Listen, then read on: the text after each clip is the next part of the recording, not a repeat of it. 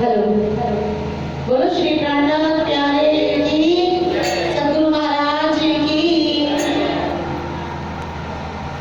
यहाँ लगे कतेब की चर्चा विराचित, कलमा से हासिल हुआ लिया महमद मदाइत। यहाँ लगे कतेब की, बोलो श्री प्राणनाथ प्यारे की। कदमों लागत सेज राम, पकड़े तिरो पाँव। हुक्म करते हैं माशूक, बीच आशिक के दिल आ। माशूक तुम्हारी अंगना, तुम अंगना के माशूक। ए हुक्मे लम दृढ़ किया, अजरू क्यों न होत टूक टूक। अजरू क्यों न होत टूक टूक। वंदो सतगुरु चरण को, करूं हरि प्रेम प्रणाम। अशुभ हरण मंगल करण, धनी श्री देव चंद्र जी नाम। श्री प्राणनाथ निज मूलपति, श्री मेघराज सुनाम। तेज कुंवरी श्यामा युगल को, पल पल करहूँ प्रणाम। पल पल करहूँ प्रणाम। गुरु की मूर्ति चंद्रमा, सेवत जान चकोर। अष्ट प्रहर भीगी रहे, गुरु चरण की ओर। गुरु को कीजे बंदगी, कोटि कोटि प्रणाम।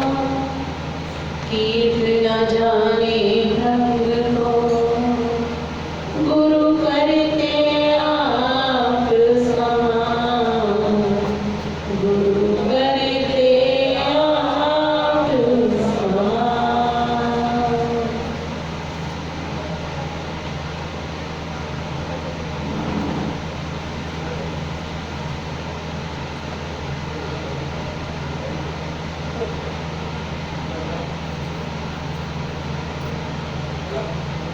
बोलो श्री प्राणनाथ प्यारे की। आई 2 मिनट के लिए कीर्तन हुई। राजी रोज नए नए रूप सज रहे हैं, तो उनको नजर न लगाना पड़े। सज मत श्याम नजर लग जाएगी,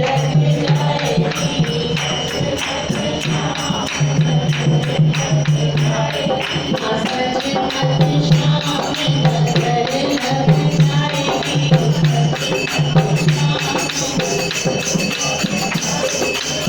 पानी की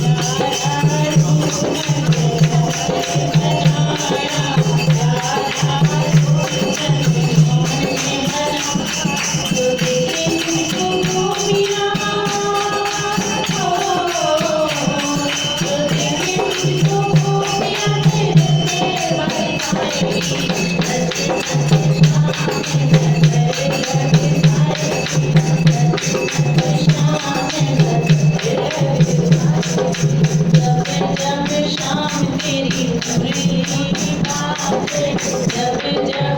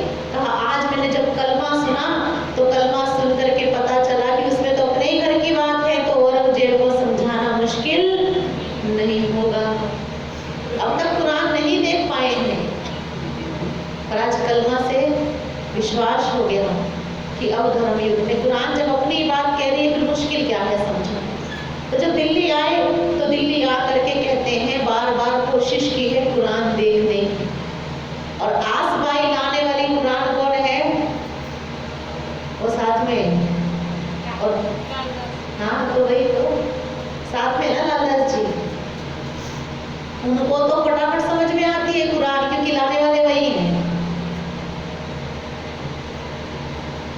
तो लेकिन मैंने कल भी कहा था, कुरान कभी कहीं से कोशिश करते हैं, कभी कहीं से कोशिश करते हैं, थोड़ी मिल जाती है, कभी किससे प्रकरण उतरवाते हैं, कभी किसी से उतरवाते हैं। तो 22 प्रश्न तैयार किए थे कुरान के औरंगजेब पर भेजने के लिए, पर कल आशा जी ने मना कर दिया कि उर्दू में पहले इनको रूपांतरित करो, हिंदी में नहीं देखेगा औरंगजेब। पर तभी हरिद्वार में कुंभ के मेले का पता चला तो वहां जाना ज्यादा जरूरी था, क्योंकि बुध और कल्कि के जाहिर होने का समय था कि शास्त्रों के अनुसार बुध और कल्कि जब आएंगे तो 11 महीने का साल होगा, और ये 1735 विक्रम संवत 11 महीने का ही साल था। क्योंकि आपने 11 महीने का साल नहीं सुना होगा, पर उस समय में था। शास्त्र कहते हैं जब बुध और कल्कि प्रकट होंगे तब साल 11 महीने का होगा, तब 1 महीना क्षय हो गया था।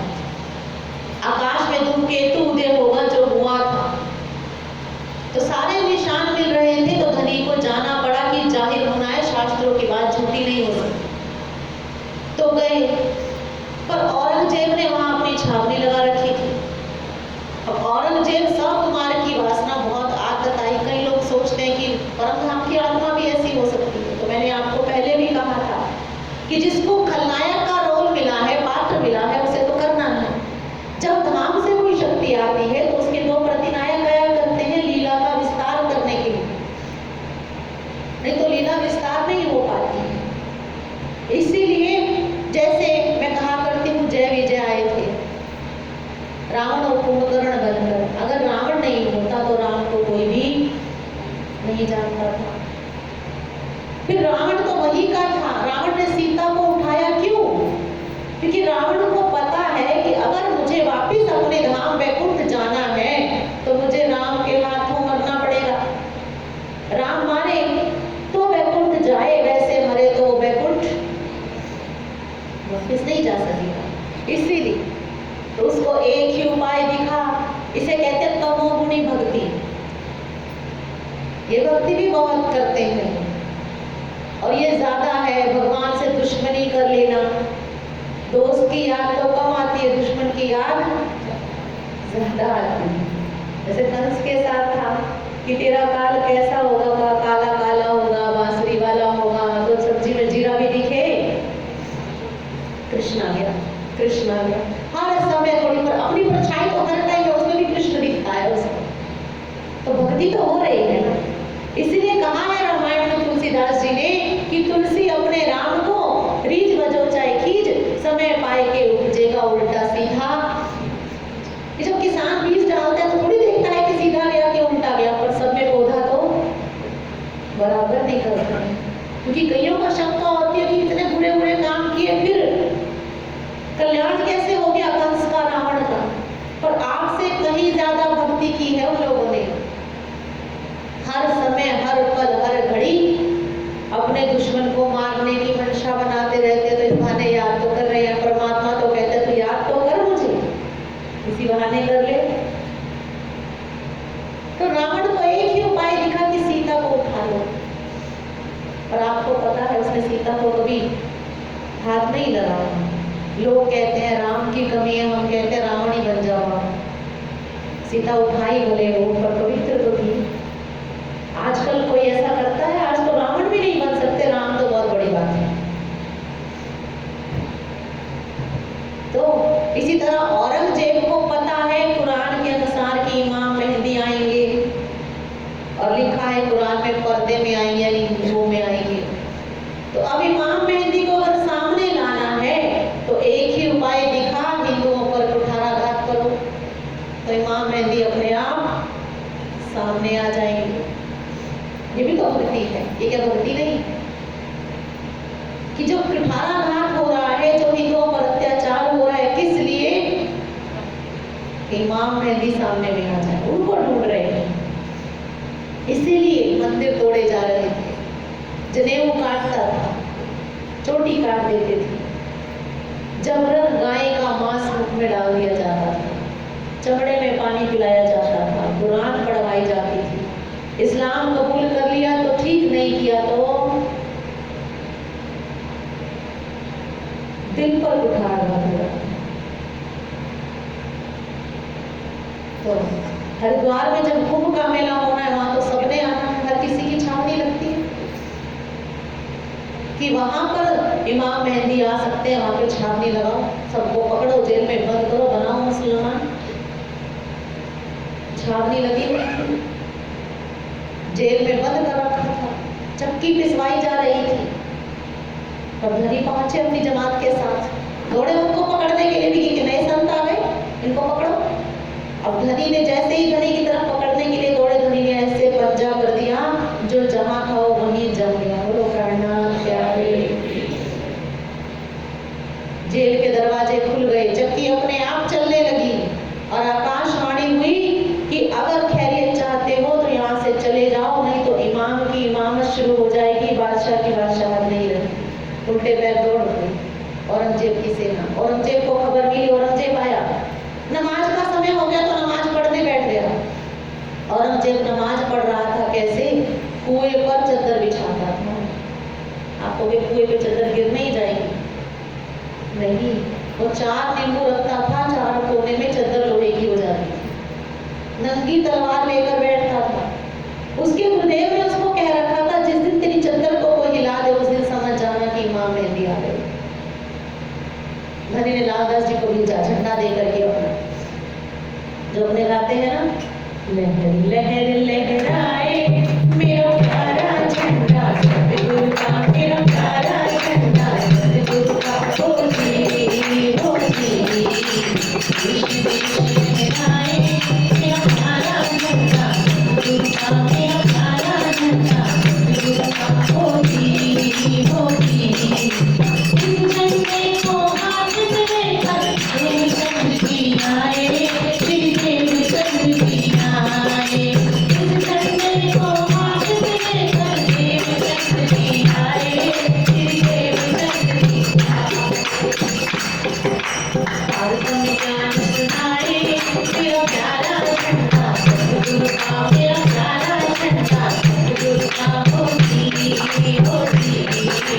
देश देश लहराए मेरा प्यारा झंडा, सतगुरु का मेरा प्यारा झंडा, सतगुरु का हो जी हो जी। इस झंडे को हाथ में लेकर प्राणनाथ जी आए, श्री प्राणनाथ जी आए। इस झंडे को हाथ में लेकर प्राणनाथ जी आए, श्री प्राणनाथ जी आए। जागती रात खिलाए मेरा प्यारा झंडा, सतगुरु का मेरा प्यारा झंडा, सतगुरु का हो जी हो जी।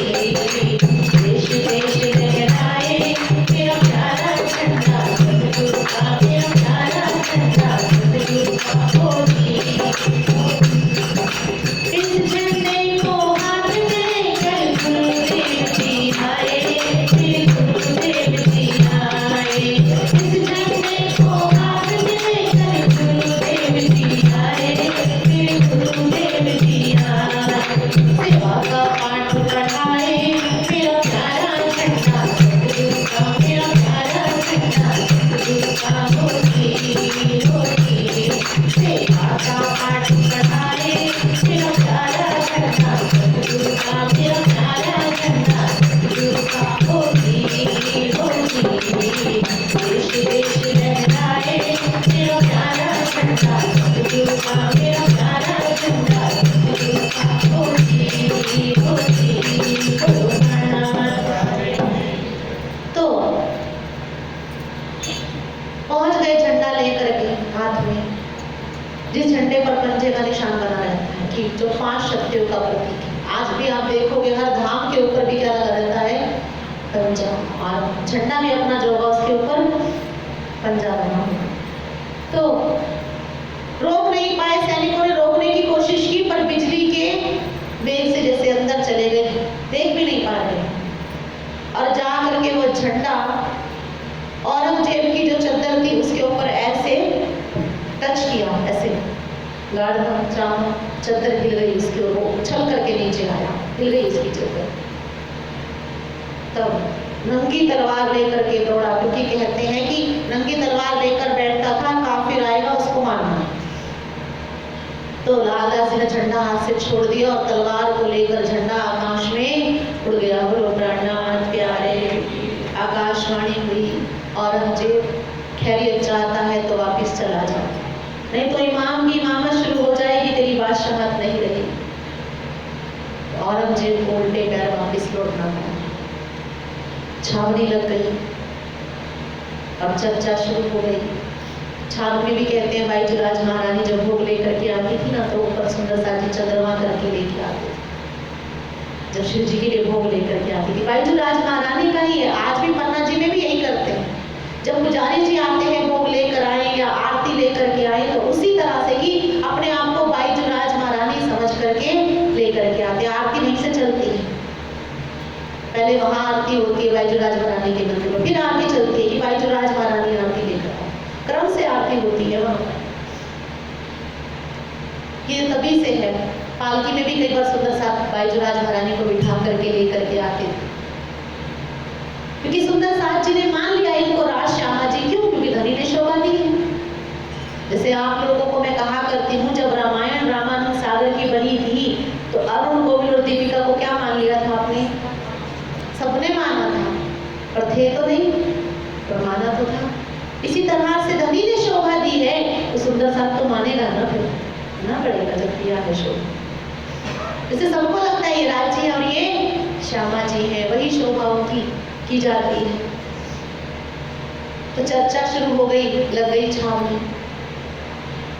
और जब छावनी लग गई तो कहते हैं आज भी जाओ तो हर घर की छावनी लगती है, तो रहते हैं। जब कथा के समय कथा सुनते हैं, उसके बाद घूमने भी निकल जाते हैं, और कहीं अच्छी चर्चा हो रही हो तो बैठ भी जाते हैं। ऐसे ही लोग घूमने निकलते हैं तो कानों में आवाज पड़ती है, आवाज में ही आकर्षण है। पता नहीं चलता किस आत्मा को कैसे धनी खींच लेते हैं। तो जैसे बाहर से भी गुजर रहे हैं, तो जैसे आवाज कान में पड़ी तो आकर्षण महसूस करते, तो अंदर जाके बैठते हैं तो उठा जाता नहीं। वहीं पर ही जैसे ऐसा होता है जैसे कोई चुंबक, जैसे गुड़ की तरफ मक्खी नहीं भागती है, वो हालत है। अब एक आता है तो 5 को जाकर के बोलता है कि वहां चल, वहां तो ऐसी चर्चा होती है अपने कभी सुनी नहीं। और जब वो संत चर्चा करते हैं तो ऐसा लगता है चेहरे से आवेश छलकता है, ऐसा लगता है वो बोलते रहे और हम सुनते रहे। तो 5 आते हैं, वो 5 फिर और 5 को बोलते हैं और 50 को लेकर के आते हैं। जो आ जाता है वो सबको जा करके यही कहता है कि ऐसी चर्चा होती है जो अपने कभी सुनी नहीं। ऐसे करते करते पंडाल खाली होने लगे औरों के। देखा पहले दिन तो 500 थे, अगले दिन 450 रह गए, फिर 400 करते करते 50 रह गए। हाँ, ये रहते यहाँ हैं, खाते पीते यहाँ हैं, सोते यहाँ हैं, पर चर्चा के समय जाते कहाँ हैं? पता चला कि कोई नए संत आए हुए हैं जिनके पास सारी भीड़ जा रही है, उनकी खूब चर्चा। इतने जब लोग जाएंगे तो चर्चा तो हो जाएगी ना पूरे मेले के अंदर। अब सब निकल निकल के देख रहे हैं, सब एक दूसरे से मिल गए कि मेरा पंडाल खाली। दूसरे ने कहा मेरा भी यही हाल है, तीसरे ने कहा मेरा भी यही हाल है। वैसे तो एक दूसरे को देखना पसंद नहीं करते ये लोग, पर जैसे मैं उदाहरण दिया करती हूँ, कांग्रेस बीजेपी एक दूसरे को देखना पसंद करते हैं। एक दूसरे के ऊपर सारा दिन छीटाकशी करते रहो, आरोपबाजी करते रहो, लेकिन पता चला अपना पड़ोसी पाकिस्तान बम गिराना शुरू कर दे तो कांग्रेस बीजेपी एक हो जाएंगे? नहीं होंगे। यही बात है, जब दुश्मन साझा हो ना तो दुश्मन भी एक हो जाते, उसको हरा दे पहले, फिर आपस की दोबार में देख लेंगे, फिर निपट लेंगे आपस में। तो सबकी अकेले अकेले की हिम्मत नहीं कि इतने लोगों को खींच रहे हैं, कुछ तो होगा। ऐसे कोई नहीं जाता, भीड़ ऐसे नहीं जाती है, कुछ होगा तब तो जा रहे हैं। तो सबने कहा ऐसा करते हैं, अपने मिल करके चलते हैं और शास्त्रार्थ करेंगे। ऐसे तो अपना तो धंधा बंद, ये तो सारे जा रहे हैं अपने, ऐसे तो पेट पर लात लग जाएगी। तो अपने शास्त्रार्थ करते हैं मिल करके और उनको हरा देंगे और उनको यहाँ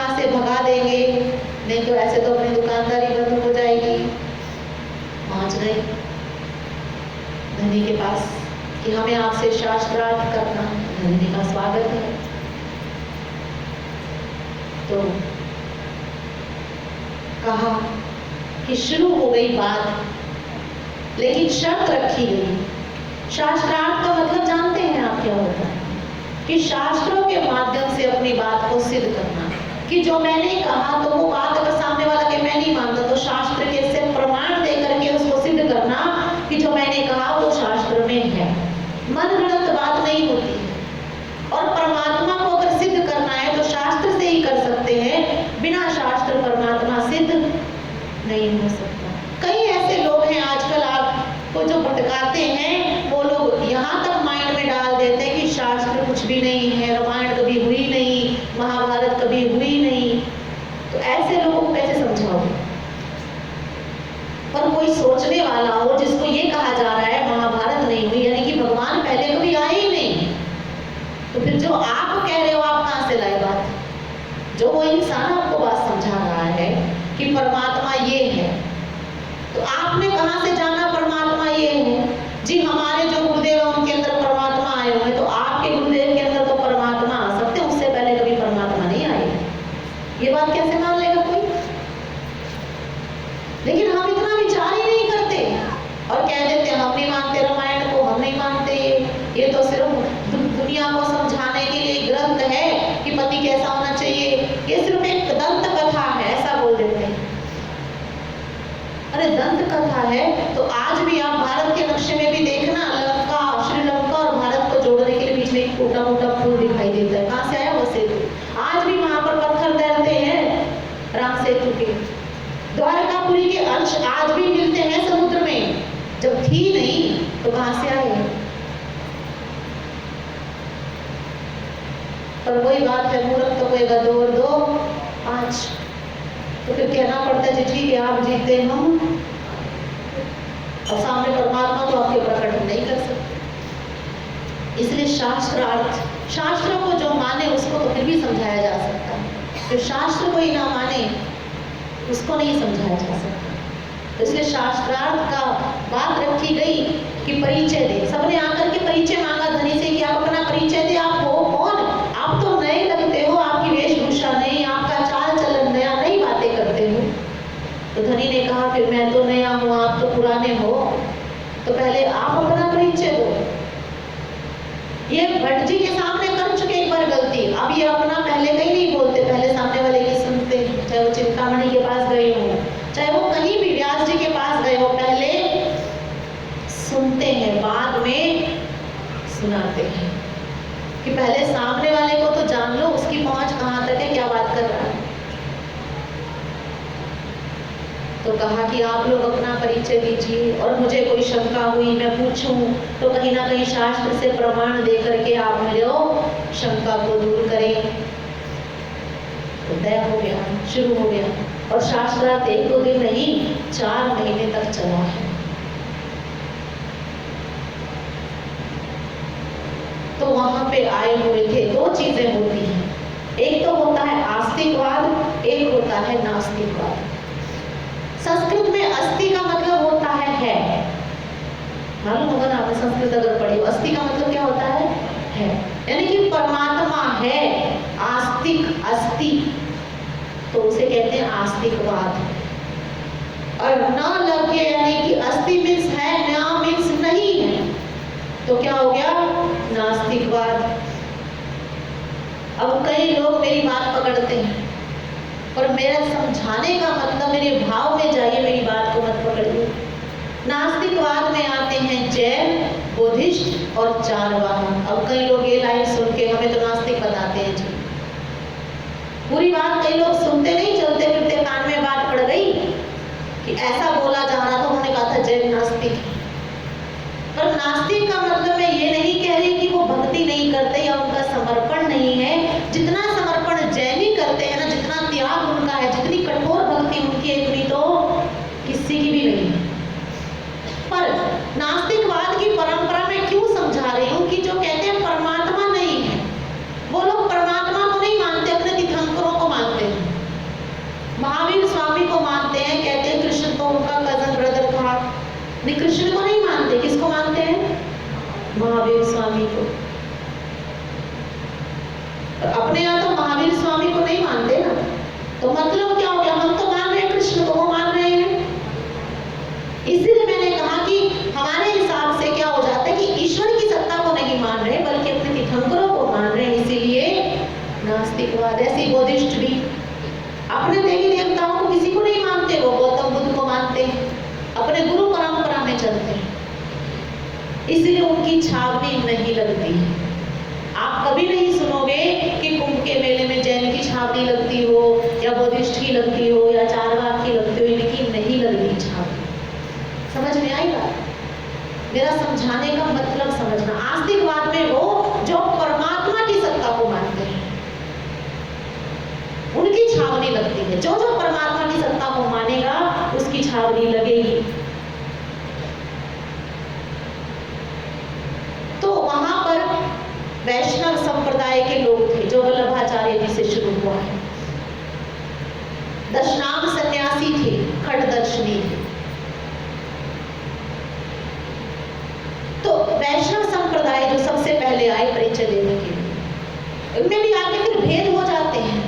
जैसे मैं उदाहरण के लिए कहूँ, अपने यहाँ कितने धाम है? अपने यहाँ पे कितने? प्रणामी की बात कर रही हूँ मैं, सनातन धर्म की बात नहीं कर रही हूँ। 3 धाम। तो कोई मुझे बताओ कि तीनों धाम कहाँ कहाँ पर किस किस के द्वारा स्थापित है? कोई भी खड़ा हो, एक जना बोलो ना, इसको ही मालूम।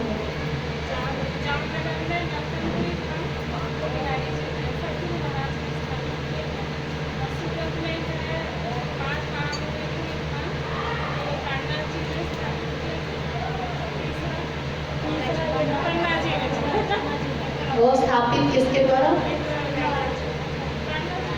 पहली बात तो पन्ना धाम नहीं, पन्ना जगह का नाम है। धाम का नाम क्या है? श्री 5 पद्मावतीपुरी धाम, ठीक। और उसके संस्थापक भी हैं प्राणनाथ जी, श्री प्राणनाथ जी। तो 3 धाम है, ठीक है। अपने 3 धाम थे, लेकिन आपको मालूम होना चाहिए कि उसके बाद फिर शाखाएं बहुत हो गई। 12 परमहंस पीठ है, जो 13वां एक बन रहा है राधिका धाम, जबकि अपने धाम 3 थे। पर उसके बाद जो विशिष्ट आत्माएं परमहंस हुए, जिन्होंने यहाँ बैठे बैठे परम धाम का दर्शन किया, तो फिर जहां वो बैठ गए वो उनका केंद्र बन गया। सुंदर साथ जी ने ब्रह्म सृष्टि की पूजा करनी शुरू की। ब्रह्म सृष्टि की पूजा होती है, जैसे बाबा दयाराम के द्वारा स्थापित है करनाल में मलका हंस की गादी। परमहंस रामरतन दास जी महाराज जी के द्वारा शेरपुर में है। परमहंस चरण दास जी के महाराज जी के द्वारा जो शक्ति नगर में है जागनी पीठ। ऐसे अलग अलग जगह पे, कोई नेपाल में, कोई कंचनपुर मटियारी में, कोई मलियाबाद में। और अपने परमहंस गुरु जी के जो गुरु जी हैं श्री मंगल दास जी गुरु जी के द्वारा स्थापित कालिम्पोंग में मंगल धाम, और गुरु जी के जो दूसरे गुरु जी हैं परमहंस राधिका दास जी महाराज जी के द्वारा जो भिवानी में बन रहा है राधिका धाम। समझ में आ रही है बात कि शाखाएं हो गई। फिर इसी तरह से वल्लभाचार्य जी, जिनकी प्राणनाथ जी ने वाणी में बहुत प्रशंसा की है, बहुत प्रशंसा की, कि दुनिया में रहते हुए, ब्रह्मांड में रहते हुए, ब्रह्मांड से परे की उन्होंने बात की। ब्रिज और रास उन्होंने अखंड बताया, लेकिन उनके अनुयायियों की पहुंच वहां तक नहीं हो पाई। जबकि वल्लभाचार्य जी को तो 82वें पक्ष में स्थान मिला है। पर जो संत गुरुजनों को, जो आचार्य की जहां तक पहुंच होती है, जरूरी नहीं कि शिष्य की पहुंच वहां तक हो जाए। जैसे सदगुरु महाराज ने अपने सामने सब कुछ उतार करके रख दिया, पूरा परम धाम उतार करके रख दिया ना सदगुरु महाराज ने प्राणनाथ जी को। कोई कसर छोड़ी है? छोटी वृत्ति, बड़ी वृत्ति, लालदास जी, प्राणनाथ जी ने यहाँ तक कि नाम तक बताना शुरू कर दिया कि यहाँ से ये ऐसा, समझाने के लिए कि आपको समझ में आए कि कितना परम धाम कैसे है, कहाँ चांदनी चौक है, कितना वृक्ष से चबूतरा है, कितना कैसे, कितना उन्होंने वर्णन किया। पर जरूरी तो नहीं शिष्यों को भी हो जाए, जरूरी तो नहीं। पर हाँ, हो सकता है, अगर हम मेहनत करें, पुरुषार्थ करें तो हो सकता है। पर सबको होता है ऐसा जरूरी तो नहीं। इसी तरह से वैष्णव संप्रदाय के फिर आगे 4 परंपरा हो गई। श्याम और माधव संप्रदाय एक कितने में बट गए? 4 में बट गए। इसलिए तो तब तो जितने मैं बता रही हूँ उतने, और आज तो और भी कितने हैं आप देखो, नए नए कितने हैं आज, जिसमें से बहुत नए में तो आप देखोगे तो आपके एक पर कौन से बाबोसा भगवान, जिनका पहले कहीं अता पता भी नहीं था, नहीं तो है, नए नए ना जाने कितने शुरू हो गए। लोग अपनी अपनी शाखाएं बनाना शुरू कर देते हैं। तो इस तरह से इन चारों ने अपना परिचय दिया। जो मैंने कहा था इनके यहाँ वात्सल्य भक्ति है, तो इन्होंने परिचय में होता है कि सूत्र क्या है, शाला क्या है, शिखा क्या है, गोत्र क्या है, धाम क्या है, मंत्र क्या है, बहुत परिचय होता है। जो इतने डिटेल में अगर जाऊंगी तो फिर तो यहाँ पूरा महीना इसी में लग जाएगा, और अपने को उसकी समझ भी नहीं है। पर यहाँ तो जब शास्त्रों के माध्यम से शास्त्रार्थ होगा तो हर डिटेल होगी, तो सब कुछ बताया इन्होंने। जबकि वल्लभाचार्य जी ने बहुत ऊंची बात की, पर ये ब्रिज और रास को अखंड बताते हैं। यहाँ पे प्राणनाथ जी ने कहा, रे मीठी रे वल्लभाचार्य जी की बात। अब अगर आप यहाँ पर उसको घटा रहे हो तो फिर तो वल्लभाचार्य जी की वाणी झूठी हो जाती है। उन्होंने तो कहा ब्रिज और रास अखंड है, और ये तो महाप्रणय में नाश हो जाएगा। तो फिर तो आप वल्लभाचार्य जी की वाणी झूठी कर दी आपने तो। अरे वल्लभाचार्य जी की पहुंच 82वें पक्ष तक हुई तो उनको कहा कि साधना कौन करता है। जब उन्होंने परिचय दे दिया, अपना सब बता दिया कि हमारा मंत्र ये शाला ये सब बता दिया, तो पूछा ये साधना कौन करता है, कौन करता है साधना, क्या कहते हैं उसे जो साधना करता है? साधक। का साधना क्यों करते हैं? मुक्ति पाने के लिए जन्म मरण से, यही ना। तो कहा कि मुक्ति कहाँ मिलेगी आपको? कि आपने जो भी मंत्र बताया, गोत्र बताया, शाला बताई, उन्होंने सब कहाँ बताई?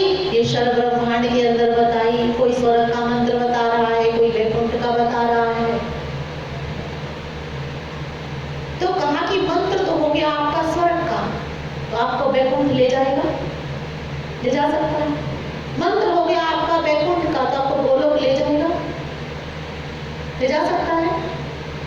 यानी कि ये जो है सूत्र है, शाला है, शिखा है, क्या है? साधना के साधन है सब। जैसे आप प्रणाम करते हो, दर्शन करते हो, जो मंत्र जाप करते हो, या आप कहीं धाम में जाते हो, अपने तीर्थ करते हो, सब क्या है? साधना के साधन है। और साधन में जितनी पहुंच होगी साधन की, जितना उसके अंदर कैपेसिटी होगी वहीं तक तो ले जाएगा, उससे आगे वो ले जा सकता। जैसे मैं कहा करती हूँ कि छत पर जाना है तो साधन क्या है? सीढ़ियाँ। फिर आजकल जो तेज गति से चलती है लिफ्ट है। पर लिफ्ट और सीढ़ी अगर टॉप फ्लोर तक नहीं गई हो, ना सीढ़ी गई हो ना लिफ्ट गई हो, तो जा सकते हैं हम? तो जो साधन हमने अपनाया उसकी पहुंच जहां तक है। अब मान लो ये भवन बना हुआ है, हमारी पहुंच उससे यहीं तक है, इस भवन की छत तक। उसके ऊपर भी तो आकाश कितना है, जा सकते हैं हम, जब हमारे पास साधन नहीं है। कि साधन हमें टॉप फ्लोर तक ही पहुंचा रहा है, उसके ऊपर आकाश कितना है। लेकिन अगर हम और मंजिल बना दें और सीढ़ी और लिफ्ट पहुंचा दें तो हम और ऊंचा जा सकते हैं। 20-20 फ्लोर की भी होती हैं, विदेशों में देखो तो और भी ऊंची ऊंची, तो और ऊंचा जा सकते हैं। समझ में आ रही है बात? तो कहा जिसको आपने ब्रह्म कहा, जिसको आपने मुक्ति का स्थान बताया, तो जब वो स्थान ही नहीं रहेगा तो आप कहाँ रहोगे?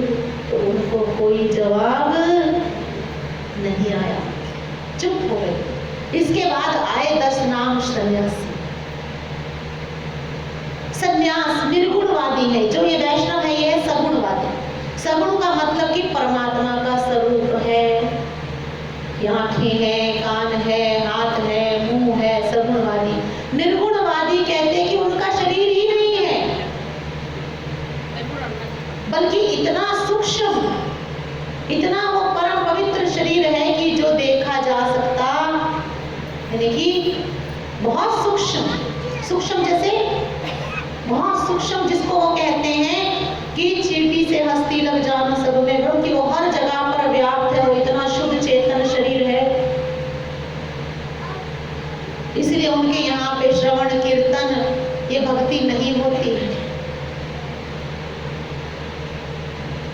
योग से अपने आप को वो साधना करते, पर अब उनके यहाँ भी शुरू हो गया है श्रवण कीर्तन, क्योंकि इसके बिना गति नहीं होती, क्योंकि ये बहुत मुश्किल है साधना करना इस तरह से। आज किससे होती है, पर श्रवण कीर्तन आसान भक्ति है, इसलिए उनके यहाँ भी शुरू हो गया। तो निर्गुणवादी में है संन्यास। तो ये आए परिचय देने के लिए कि इन्होंने तो भले ही दे दिया हो परिचय वैष्णव संप्रदाय वालों ने, पर हम आज से नहीं है, हम तो बहुत पुरातन है, अपने आप को पुरातन सिद्ध करना चाहते हैं। तो धनी को भी कहा ना, आप तो नए हो, हम तो पुराने हैं, और हम इतने पुराने कि आज से नहीं, इन्होंने तो कह दिया ये तो आज से ही है, कलयुग से ही। कितने लोग हैं जो कलयुग में क्या अभी 10-20 साल पहले शुरू हुए लोग भी, इतने नए नए लोग भी हैं, और दावा करते हैं परमात्मा तक पहुंचा देने का। तो कहा कि सतयुग में भी हम थे, सतयुग में हमारे आचार्य थे ब्रह्मा विष्णु और रुद्र। उसके बाद त्रेता में भी हम थे, त्रेता में हमारे आचार्य थे वशिष्ठ शक्ति और पराशर।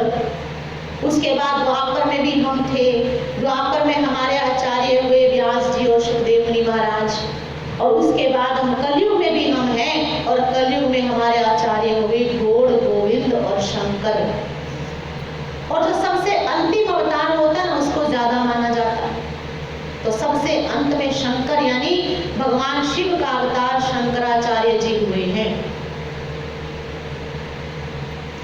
ध्यान से समझना, अगर ध्यान से समझोगे तो हरिद्वार बहुत आसान है, नहीं तो मुश्किल है। पर मैं चाहती हूँ याद ना रहे, पर अपने को समझ में आए कि कौन कहाँ तक की बात कर रहा है। तो शंकराचार्य जी का अवतार क्यों हुआ? कहते हिंदू धर्म के रक्षक माने जाते हैं। जिस समय गौतम बुद्ध को बुद्धत्व की प्राप्ति हुई तो उन्होंने बौद्ध धर्म का प्रचार शुरू कर दिया। कहते वेद की परंपरा को निंदा करते थे, पुराणों की परंपरा को निंदा करते थे, हिंदू धर्म खतरे में था। और उनका बहुत बड़ा एक अनुयायी हुआ था जिसका नाम था चक्रवर्ती अशोक सम्राट, पता होगा, जो बौद्ध धर्म का बहुत बड़ा प्रचारक बना। शस्त्र और शास्त्र दोनों उठा लिए थे उसने। तो हिंदू धर्म खतरे में था। इसी तरह से जैसे औरंगजेब कर रहा है ना, इस वक्त जो धनी बैठे हैं यहाँ गंगा के किनारे हरिद्वार में, औरंगजेब भी तो यही कर रहा है, शास्त्र उठा रखा है, सॉरी शस्त्र उठा रखा है मुसलमान बनाने के लिए। तो अशोक का क्या बना रहा था? बोधिष्ट बना रहा था। तब भगवान शंकर का अवतार हुआ शंकराचार्य जी के रूप में, और बहुत छोटी सी उम्र में ही इतना ज्ञान अर्जन किया, इतना ज्ञान अर्जन किया, क्योंकि आज भी संन्यास परंपरा में ज्ञान अर्जन ही करते हैं। जब से शुरू करेंगे, आएंगे, दीक्षित होंगे और बूढ़े हो जाते हैं, तब भी ज्ञान अर्जन करना इनका बंद नहीं होता है। ये नहीं कि प्रकांड विद्वान हो गए तो ज्ञान अर्जन करना बंद हो जाएगा, नहीं। उदाहरण के लिए अपने मारवाड़ी में बेटे काम संभाल लिए, पोते भी काम संभाल लिए, फिर भी पिताजी दुकान पर जाकर बैठते हैं ना। जबकि संत गुरुजन कहते हैं कि जब बेटे ने संभाल लिया तो आप भजन भक्ति करो, पर नहीं, कहते हमारा टाइम पास नहीं होता, जाकर बैठते हैं। पर टाइम पास की बात नहीं है, उनको दिखता है, लालच नहीं छूटता है, हर कमाना चाहते हैं, है ना, कि हम भी कमाएं। तो वो भी ज्ञान की लालसा उनसे छूटती नहीं, हम कमाते रहें, बूढ़े हो जाएंगे तब भी ज्ञान अर्जन चालू है, स्वाध्याय चालू है। तो बहुत छोटी उम्र में शंकराचार्य जी बहुत बड़े ज्ञानी हो गए और जाकर बोधिष्ठों से शास्त्रार्थ करने पहुंच गए, और शास्त्रार्थ करके उनको भारत से भगा दिया। क्योंकि शास्त्रार्थ में ये शर्त रखी गई कि अगर वो शंकराचार्य जी हारेंगे तो उनके शिष्य बन जाएंगे, और अगर वो जीतेंगे तो आपको भारत छोड़कर जाना पड़ेगा। निकाल दिया। पर कितना फैला, आज भी आप देखो, आप बाहर की कंट्रीज में जाओ, बर्मा, थाईलैंड, चाइना, जापान, सब में क्या मिलेगा आपको? एक बौद्ध धर्म है, दूसरा कोई धर्म वहां पर नहीं है, वो जानते ही दूसरी चीज को, देवी देवताओं का नाम ही नहीं जानते हो। इतना है। आप चले जाओ, आज देखो, आ जाओ, सिर्फ बौद्ध भिक्षुक मिलेंगे। तो इसीलिए शंकराचार्य जी हिंदू धर्म के रक्षक माने जा रहे हैं। उसके बाद कहते हैं हिंदू धर्म की स्थापना के लिए शंकराचार्य जी ने चारों दिशाओं में 4 मठ की स्थापना की, जो कि पश्चिम में है द्वारकापुरी में शारदा मठ, पूर्व में जहां जगन्नाथपुरी की तरफ आप जाते हो पूर्व में वहां पर है गोवर्धन मठ, उत्तर में बद्रिका आश्रम की तरफ जाओ तो जोशी मठ, और दक्षिण में रामेश्वरम की तरफ जाओ तो श्रृंगेरी मठ। 4 दिशाओं में 4 मठ स्थापित कर दिए। ध्यान से समझो, दशनाम सन्यासी में 10 भेद है, इसलिए इनका नाम क्या है? दशनाम सन्यासी। मैंने कहा ना, अलग अलग रास्ता अपना लेते हैं लोग। जैसे वैष्णव में कितने भेद थे? 4। तो इनके चारों के 4 आचार्य हुए। फिर तो पश्चिम में हुए ब्रह्माचार्य जी, पूर्व में हुए स्वरूपाचार्य जी, उत्तर में हुए नराटोटकाचार्य जी, और दक्षिण में हुए श्रृंगी ऋषि। ठीक। फिर इसके बाद इनसे कैसे 10 परंपरा चली वो देखिए कि जो पश्चिम में जो थे ब्रह्माचार्य जी, उनके शिष्य हुए स्वरूपाचार्य जी, उनसे 2 परंपरा चली, तीर्थ और आश्रम। एक तीर्थ वाले हो गए, एक आश्रम वाले हो गए, अपनी अपनी परंपरा चला ली। आप कहोगे समझ में नहीं आ रही बात, तो उदाहरण मैं दूं कि जैसे अपने यहाँ मैंने कहा कि शाखाएं हो गई, ठीक है। फिर कुछ लोगों का क्या होता है कि रास्ते अलग अलग हो जाते, जैसे अपने गुरु जी का है, किस पे बल देते हैं? सेवा पे बल देते हैं कि सुंदर साथ जी आ जाएं, कोई भी मिले तो क्या समझो जैसे राज श्यामा जी ही आ गए, सेवा करो बस। राज्य मिलते हैं सेवा करने से। कुछ होते हैं जो नाम जाप करते रहते हैं, परिक्रमा करते रहते हैं, ध्यान करते रहते हैं, उनको भी राज्य मिलता है। कुछ लोग होते हैं ज्ञान में चलते हैं, खुद भी सुनते हैं और दूसरों को भी बैठ करके ज्ञान सुनाते रहते हैं, उनको भी राज्य मिलते हैं। अब जिसको सेवा से मिलेंगे, मान लो सेवा में बहुत गर्क हो गए, इतने गर्क हो गए कि सेवा के सिवाय कुछ नहीं हो, राज्य तो मिल जाएंगे। राज्य तो गोपियों को कैसे मिले? गोपियों को ज्ञान था, पर कृष्ण कृष्ण कृष्ण इतनी उसमें डूब गई कि कृष्ण मिले ना। तो जिसको सेवा से मिलेंगे उसकी दृष्टि कैसी हो जाएगी कि राज्य कैसे मिलेंगे? सेवा से मिलेंगे, है ना। जिसको भक्ति से मिलेंगे, कर्म से मिलेंगे, नाम जाप से, सुमिरन से, तो उसकी दृष्टि कैसी हो जाएगी? कर्म पे हो जाएगी, भक्ति करो। और जिसको ज्ञान से मिलेंगे उसकी दृष्टि कैसी हो जाएगी कि ज्ञान से मिलेंगे, तो मिले तो सबको। इसी तरह से अलग अलग दृष्टि बना ली। तो पहले पश्चिम में 2 धाराएं चली, कौन सी? तीर्थ और आश्रम। फिर पूर्व में जो हुए उनसे 2 चली, वन और आरण्य। फिर उत्तर में जो नराटोटकाचार्य जी हुए उनसे जो आगे परंपरा चली वो 3 हो गई, गिरि, पर्वत और सागर। कईयों ने गिरि वालों का तो नाम भी सुना हुआ है, सन्यासियों में गिरि परंपरा है, गिरि, पर्वत और सागर। ये सब परंपराएं हैं इनकी, सब अलग अलग अपना लेकर बैठे, अलग अलग महामंडलेश्वर बन जाते हैं, अलग अलग चलते हैं। इनका आपस में भी तो मेल नहीं रहता है। ये भेद हो गए 10। उसके बाद फिर जो रामेश्वरम में जो श्रृंगी ऋषि हुए श्रृंगेरी मठ में, उनके शिष्य हुए उद्धवाचार्य जी, और उनसे भी 3 परंपरा चली, सरस्वती, भारती और पुरी। ये हो गए आपके 10 भेद, दशनाम सन्यासी की। समझ में आई बात? चारों दिशाओं में 4 मठ, और सबसे एक से 2, दूसरे से 2 4, एक से 3 और दूसरे से 3 6, 6 और 4 10 परंपरा। इसलिए इनका नाम क्या है? दशनाम सन्यासी। अभी इतना ही परिचय दिया, सिद्धांत बाद में वर्णन होगा। इनका सिद्धांत क्या है उसमें भी जाएंगे।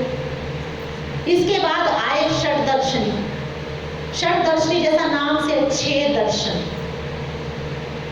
दर्शन किसे कहते हैं मालूम है? और प्रकट कहाँ से हुए मालूम है हमें? हमें नहीं मालूम है। हमें तो भेद भी नहीं मालूम कि दुनिया में इतना सब कुछ फैला हुआ है। जब मैंने कहा ना कि आत्मा यहाँ आई, सब कुछ कैसे फैल गया, वही समझाने की कोशिश कर रही हूँ आपको कि आज हम कैसे, कोई कहाँ भाग रहा है, कोई दशनाम सन्यासी तो समझ में आ गया ना कैसे फैले, कि भगवान शिव ने अवतार लिया और ये फैला दिया। हिंदू धर्म की रक्षा के लिए उन्होंने किया था उस समय में, पर लोग उसी तक ही सिमट करके रह गए, आगे बढ़ने की कोशिश नहीं की, क्योंकि शास्त्र तो कहते हैं भगवान शिव ही नहीं बचेंगे, है ना। तो दर्शन कैसे प्रकट होता है? तो मैंने आपको समझाया था पहले कि अक्षर ब्रह्म एक पुरुष की तरह है, उनके अंदर अंतःस्करण है, मन, चित्त, बुद्धि और अहंकार। समझाया था ना मैंने। और मैंने चारों का काम भी बताया था आपको कि मन में आई बात, फिर बुद्धि से डिस्कशन हुआ कि कथा में जाना चाहिए कि नहीं जाना चाहिए, बुद्धि ने फाइनल कर दिया जाएंगे, तो बात जाकर स्टोर हो गई चित्त में, और फिर जब दिन आया तो कौन गया? अहंकार का स्वरूप। इसी तरह अक्षर ब्रह्म के अंदर भी काम होता है। आप बताओ, अनादि काल से ब्रह्मांड बन रहा है, ऐसा नहीं कि पहली बार बना है, बनता पहले भी था और बनेगा आगे भी। पर इसीलिए कहा कि जो ये 3 ब्रह्मांड बने हैं, ये 3 ब्रह्मांड हुए जो अब ऐसे हुए ना होसी कब। इन तीनों में ब्रह्म लीला भई ब्रिजरास और जागनी करी, कि ये जो ज्ञान उतरा हुआ है ये फिर उतरेगा ना। तो आज से पहले उतरा, क्योंकि अक्षर ब्रह्म के पास तो ज्ञान ही नहीं। आपने जाना ना चांदनी चौक से आगे वो जा सकते नहीं है, अंदर क्या है उनको पता नहीं है, तो ये ज्ञान कहाँ से उतरेगा जो आज आप जान रहे हो? आगे भी कहाँ से उतरेगा? आप कहोगे अब तो अक्षर ब्रह्म ने देख लिया, पर कहा जाता है, ब्रह्म शिष्य ने भी तो देखा, जब खेल खत्म होगा और हम उठेंगे तो परम धाम के टाइम के हिसाब से 45 मिनट तक खेल की चर्चा होगी, परम धाम के टाइम के हिसाब से। अब ये मत समझना 45 मिनट में मैं बच जाऊंगी, मेरा नंबर ही नहीं आएगा। इतनी सारी है ना, एक एक की चर्चा होगी, पर परम धाम के 45 मिनट की बात कर रही हूँ। एक एक को खड़ा करके उसकी रील चलाई जाएगी, एक एक। अब देखना कि आपकी गर्दन ऊंची होगी कि सोचना, इसलिए दौड़ना है ताकि धनी के सामने गर्दन उठा सके, हंसी ना हो हमारी। तो सारी हंसेगी जब जिसकी रील चल रही होगी ना, और तारतम पाने के बाद भी टांग खिंचाई कर रही थी, तो सारी क्या करेगी? कैसा लगेगा आपको? आप खड़े हो ऐसे और सब आप पर हंसे।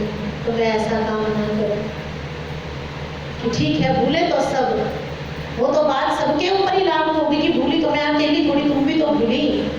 पर लेकिन जब याद सदगुरु ने दिलाई तो कौन कितनी जल्दी दौड़ी, उसकी गर्दन उतनी ही ऊंची होगी।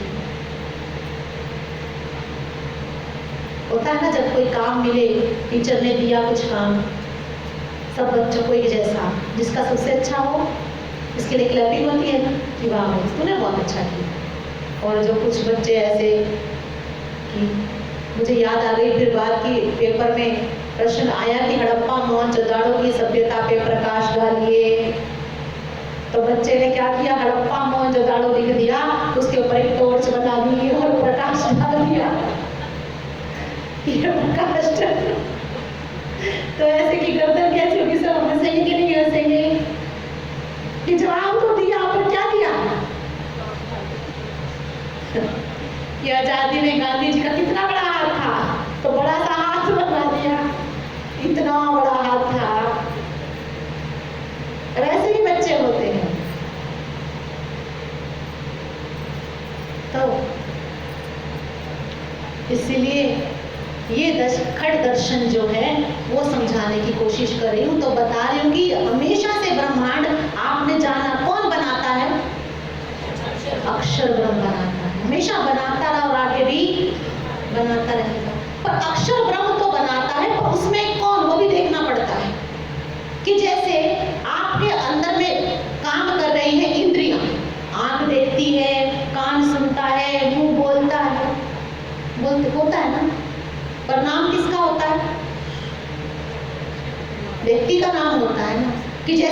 प्रार्थना के समय में बोल रहा है कौन?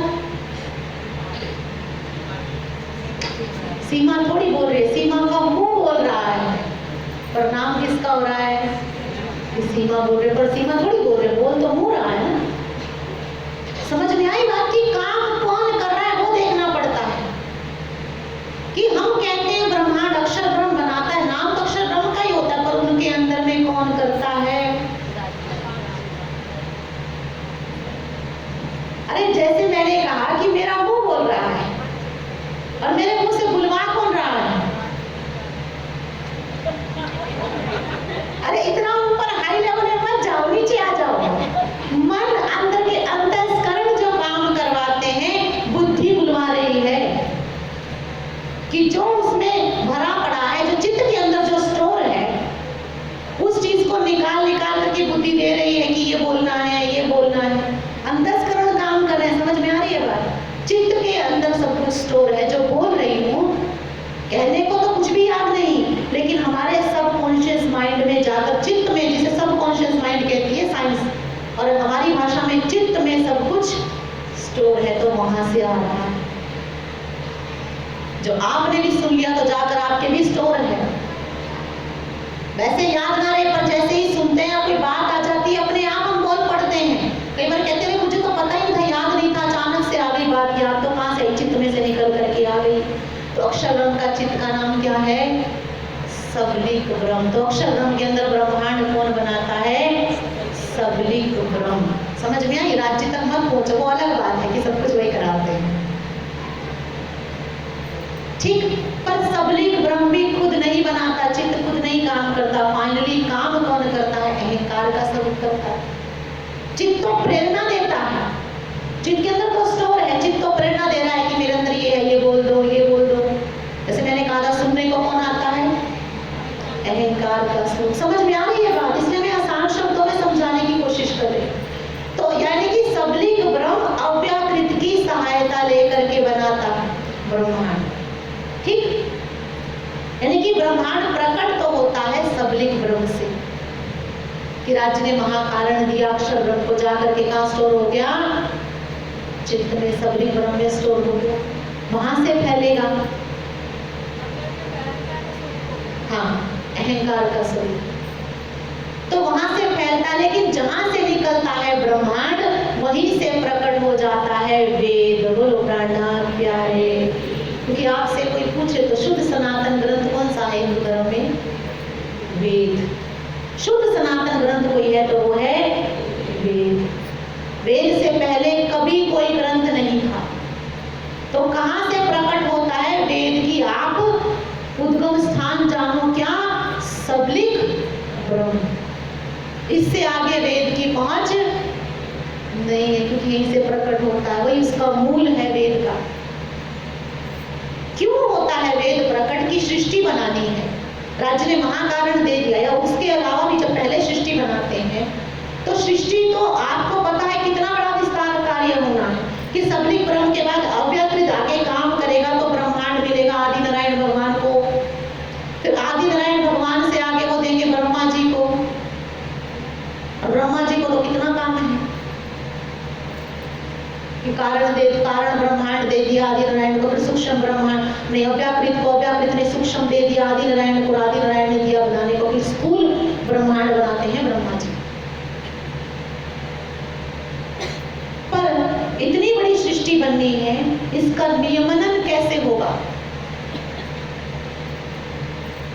यानी कि कानून। जैसे आज एक देश है, आपका इंडिया है, अमेरिका है, अलग अलग देश बने हुए हैं ना, तो इनका संचालन कैसे होगा? तो क्या चाहिए फिर आपको? लॉ चाहिए ना, कानून चाहिए कि नहीं चाहिए? तो नहीं, तो अगर कानून ना हो तो सृष्टि रहने लायक होगी, देश रहने लायक होगा? ट्रैफिक लाइट पर ही अगर रेड लाइट ना हो तो कोई भी नहीं निकल सकता। देखते हो ना कैसे लोग भिड़ जाते हैं आपस में।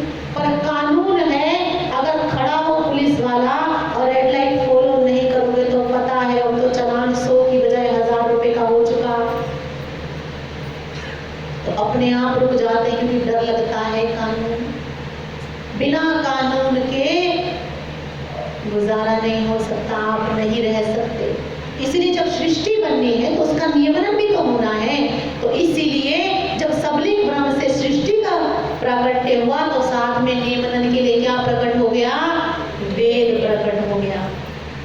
और जब आदि नारायण भगवान को सृष्टि दी गई कि ब्रह्मांड ऐसा बनाना है तो साथ में क्या दे दिया गया? नियमन के लिए वेद दे दिया गया। ठीक समझ में आ रही है बात? अब आदि नारायण भगवान ने दिया, आगे ब्रह्मा जी को फटाफट बना करके दे दिया। सूक्ष्म ब्रह्मांड था, इसको समझो आपको कि सूक्ष्म और स्थूल में क्या अंतर है। तो जैसे आपका ये मकान बनता है, ठीक है, पर पहले इसका नक्शा पास होता है पर नक्शा भी तो कोई बनाता है। उसका नाम क्या है जो नक्शा बनाता है? इंजीनियर कह देते हैं, आर्किटेक्ट कह देते हैं, है ना? काम तो करता है ना वो भी, पर वो तो आधे घंटे में नक्शा बनाकर दे देता है ना? पर बड़ा काम तो किसको करना है? मजदूरों को करना है। कि उसने तो फटाफट से बना के दे दिया कि ऐसा बनाना है, पर मजदूर फिर लग जाता ना साल 2 साल बनाने में। स्थूल रूप उसको मजदूर ने देना है ना? तो किसमें ज्यादा टाइम लगता है, नक्शा बनाने में कि ये बनाने में? आप इंजीनियर हो फिर कैसे कह रहे हो? इसलिए डरते लोग मेरे सामने बोलने के लिए। मैंने गलत तो आपको कर देना है। अरे नक्शा बनाने में ज्यादा टाइम लगता है। पूछो कैसे? अरे इंजीनियर, आप इंजीनियर हो, जो इंजीनियर बनता है कितने साल पढ़ाई करनी पड़ती है? कितने साल पढ़ाई करके अब लग रहा है आपको आधे घंटे में काम हो रहा है, पर कितने साल पढ़ना पड़ता है उसके लिए? तब जाकर तो नक्शा बनता है। मजदूर का क्या, किसी को पकड़ के ले आओ जी, लगाने लग जाएगा ईंट। पर वो बात नहीं है, ये तो हंसाने की बात है। हमें तो उस समय कार्य देखना है कि इंजीनियर ने तो आधे घंटे में बना करके दे दिया, पर स्थूल काम में मजदूर को बहुत काम है। इसी तरह से नारायण भगवान ने तो सूक्ष्म ब्रह्मांड नक्शा बना के दे दिया ब्रह्मा जी को कि लो जी ऐसा बनाना है। मिल गया ब्रह्मा जी को ब्रह्मांड। कितना बनाना है? 84 लाख योनि, 14 लोक ब्रह्मांड। आप देखो तो चकरा जाओ कि ब्रह्मा जी को सबको अब नियमन कैसे करें। 84 लाख योनि का पेट भरना है, अनंत इच्छा है, उसमें से ये मनुष्य योनि, इसको तो किसी तरह भी टैकल करना मुश्किल है। यहाँ पर भी सत्संग में आते हो, आहूजा अंकल कितना बोलते हैं कि लाइन में आओ, कितना गुरुजी सुनाते हैं, कितना मैं समझा समझा कर थक जाती हूँ कि सुंदर साथ जी लाइन में आओ, सुंदर साथ जी लालच मत रखो, शरीर का लालच छोड़ दो। लेकिन फिर भी सब जीरो हो जाता है दुनिया में। वही कि वही हम एक कान से सुन चुके, दूसरे कान से निकाल चुके। कितना बोलते हैं मंदिर, फिर भी वही धक्का है, मुझे जल्दी है। अरे जल्दी है तो दूर से प्रणाम करके नहीं जा सकते हो क्या आप? धक्का मुक्की में जाना जरूरी है। अगर आपके अंदर लगना है मुझे गुरु जी को प्रणाम करना है तो रुको, नहीं तो फिर बाद में देखो कि मैं बाद में आ जाऊंगी 1 घंटा घर पे लगा के, गुरु जी कब तक है, लगन है तो मिल जाएगा। लेकिन धक्का मुक्की करने से वो आशीर्वाद नहीं होता। जहाँ अपने 4 सखियों को धक्का मार करके आगे गए हो, रील तो वहां चलेगी। दूसरे धक्का मारे बल्कि उल्टा आप पीछे हटो, सखी तुझे जल्दी है, तुझे आपको देखकर 1 बार नहीं 2 बार नहीं 3री बार शर्म जरूर आ जाएगी दूसरे बच्चे। क्योंकि कहने से नहीं होता, मैंने कह दिया कि आगे मत जाओ और मैं खुद ही घुस रही हूँ, तो फिर मैं दूसरे को क्या समझाऊं? आप दूसरे को कह रहे हो नहीं आप लाइन में, और आप खुद लाइन में नहीं हो तो आप उसको कहोगे कोई उसको जल्दी, उसको जाने दो, आप जाने नहीं दे रहे हो। पहले तो आपको रहने में आना पड़ेगा ना। तो इसलिए ब्रह्मा जी को बहुत ज्यादा काम है, बहुत रिस्पॉन्सिबिलिटी है। इसलिए उनको नियमन के लिए साथ में क्या दे दिया? वेद दे दिया। वेद क्या है? कानून का ग्रंथ है कि दुनिया में आप कैसे रहोगे। अब आपको आज कहा जाता है ना कि ये आपका बेटा है, ये आपकी बेटी है, ये आपकी मम्मी है, ये आपका पापा है, आपको इसका पालन पोषण करना है। करोगे तो क्या मिलेगा? पुण्य मिलेगा, और नहीं करोगे तो पाप मिलेगा। किसने कहा आपको? कहाँ से आई ये बात?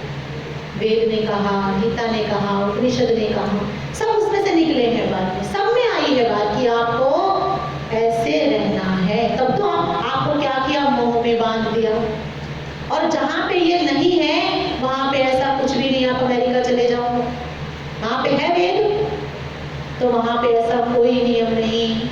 जब बच्चा छोटा है तो आप उसको डांट नहीं सकते, आप उसको थप्पड़ नहीं मार सकते, क्योंकि वहाँ पे है दुनिया का कानून उठा करके बंद कर देगा आपको। और जब बेटा 15 साल का हो गया तो माँ बाप समझते हैं हमारी कोई रिस्पॉन्सिबिलिटी नहीं है। किसकी रिस्पॉन्सिबिलिटी है?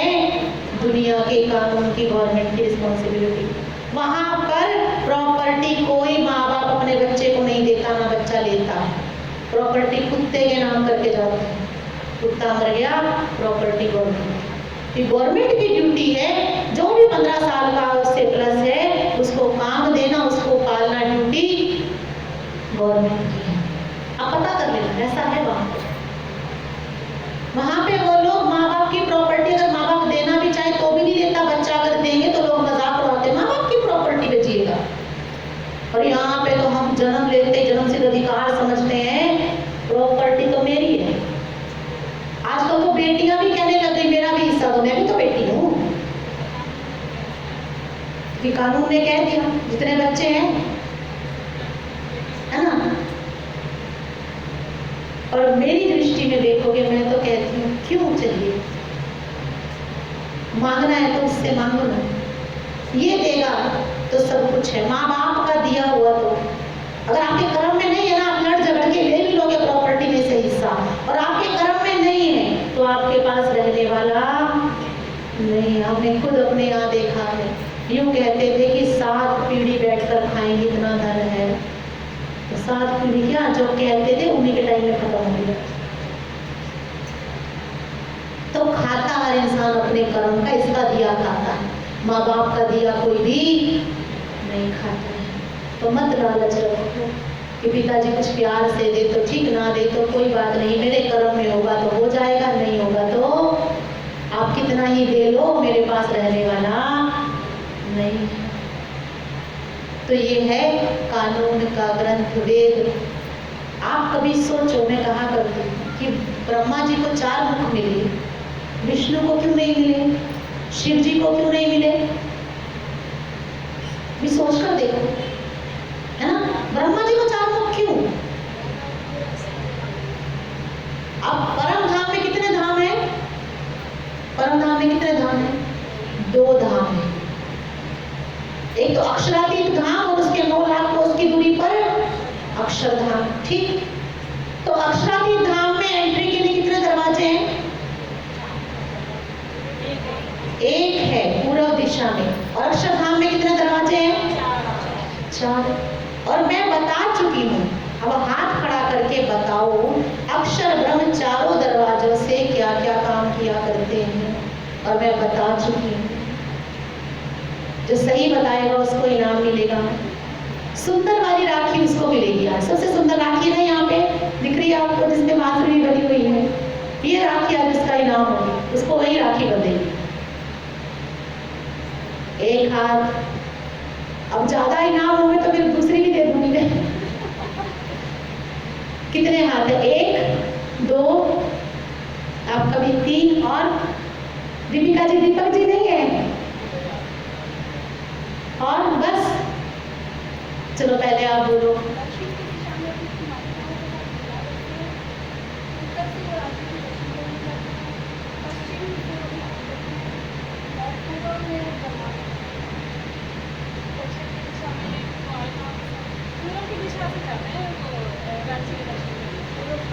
अच्छा, आप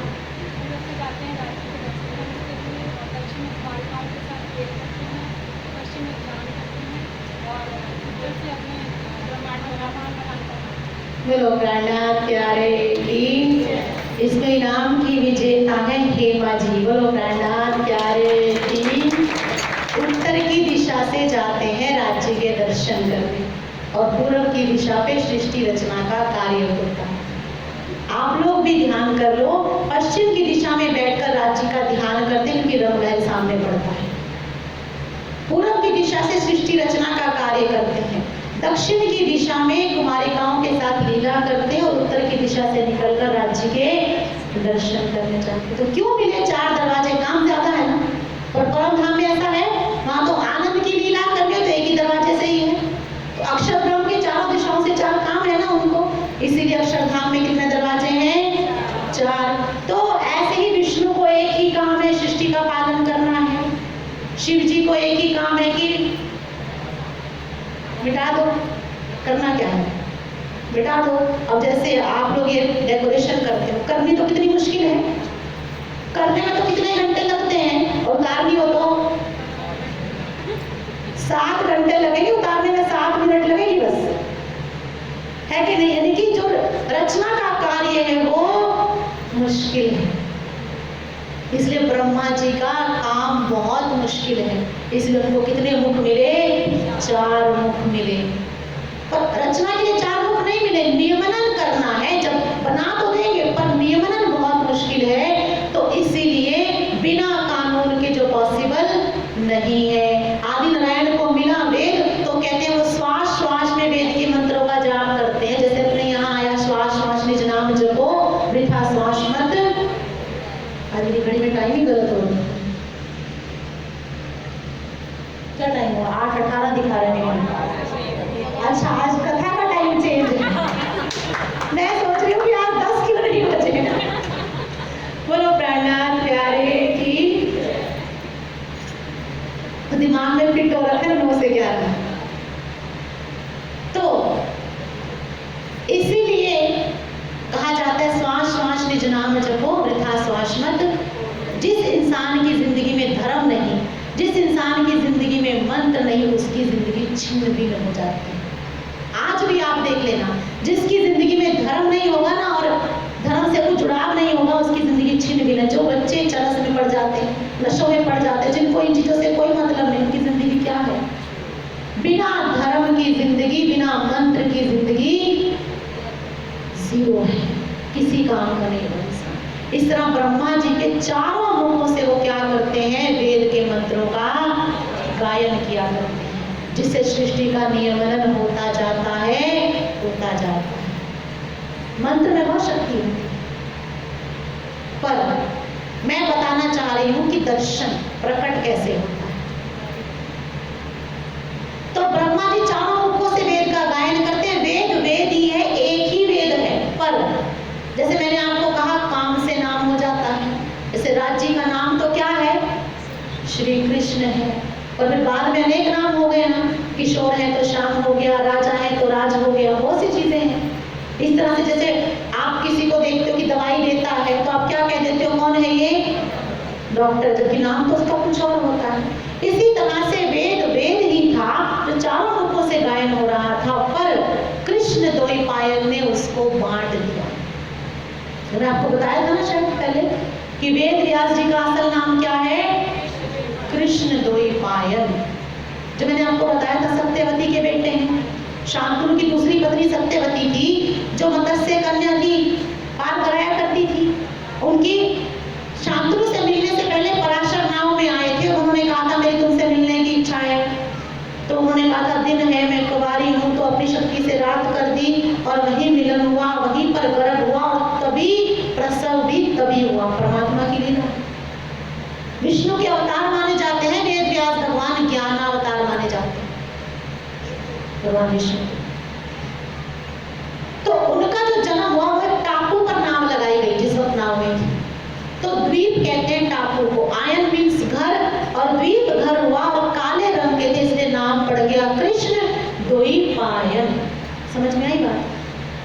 कृष्ण द्वैपायन ने क्या किया? वेद को बांट दिया कि जो पूरब के मुख से जो ब्रह्मा जी मंत्रों का उच्चारण कर रहे हैं, जो पूरब के मुख से मंत्र उच्चारित हो रहे हैं, उनका नाम दे दिया ऋग्वेद। दक्षिण के मुख से जो मंत्र उच्चारण हो रहे हैं, उनका नाम दे दिया सामवेद।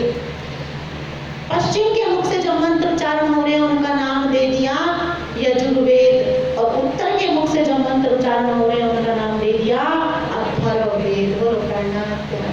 वेद एक ही था पर क्या हो गया, बांट दिया, 4 बना दिए, तो इनका नाम क्या पड़ गया, वेद व्यास। व्यास मीन्स होता है बांटने वाला, यानी कि वेद को बांटने वाला, इसलिए नाम क्या पड़ गया, वेद व्यास। समझ में आएगा?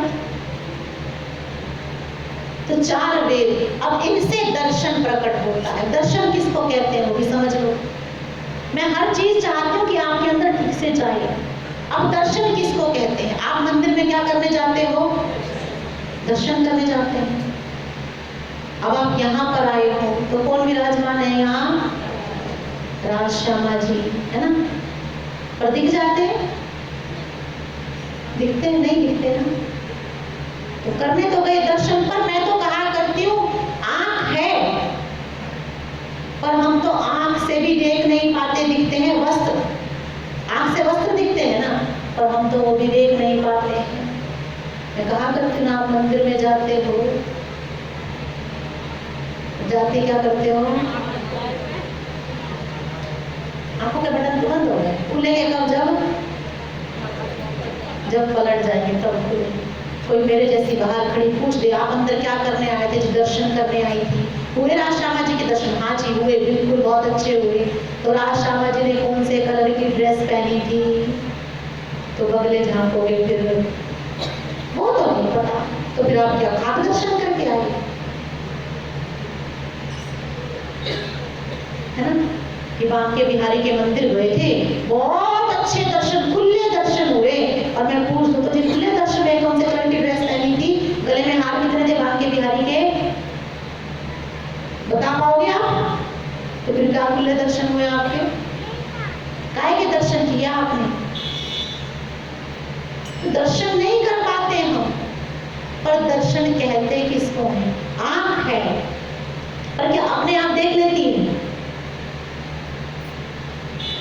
तो कैसे देखती, कौन दिखाता है? यहाँ मन नहीं है, यहाँ है रोशनी, सूरज दिखाता है। सूरज ना निकले, अमावस की रात हो, लाइट भी ना जलाऊं, तो आंख है आपके पास, देख लेगी? आपके सामने खड़ी हो जाऊं मैं और बताऊं नहीं, कोई आपके सामने कौन है बताओ, बिल्कुल अंधेरी रात है, लाइट नहीं है, कोई मैंने बल्ब नहीं जलाया, सूरज नहीं निकला, तो है आंख पर देख पाएगी? यानी कि आपको क्या चाहिए, दिखाने वाला चाहिए। सूरज क्या है, दिखाने वाला। तो आंख तो है अपने पास, तो जो दिखाते हैं उसको कहा जाता है दर्शन शास्त्र, फिलोसफी। समझ में आई ना? कि राज श्यामा जी बैठे हैं, नहीं दिखते हैं, वस्त्र दिख रहे हैं, पर वस्त्र भी नहीं दिख रहे क्योंकि दिखाने वाला नहीं है। पर आपको दिखाने वाला कौन है? सूर्य तारतम। इसलिए अपनी फिलोसफी क्या है? तारतम सागर ग्रंथ, जिसको हमने अनेक नाम दे दिए, कुलजम स्वरूप, श्री मुखवाणी स्वरूप साहिब, है ना?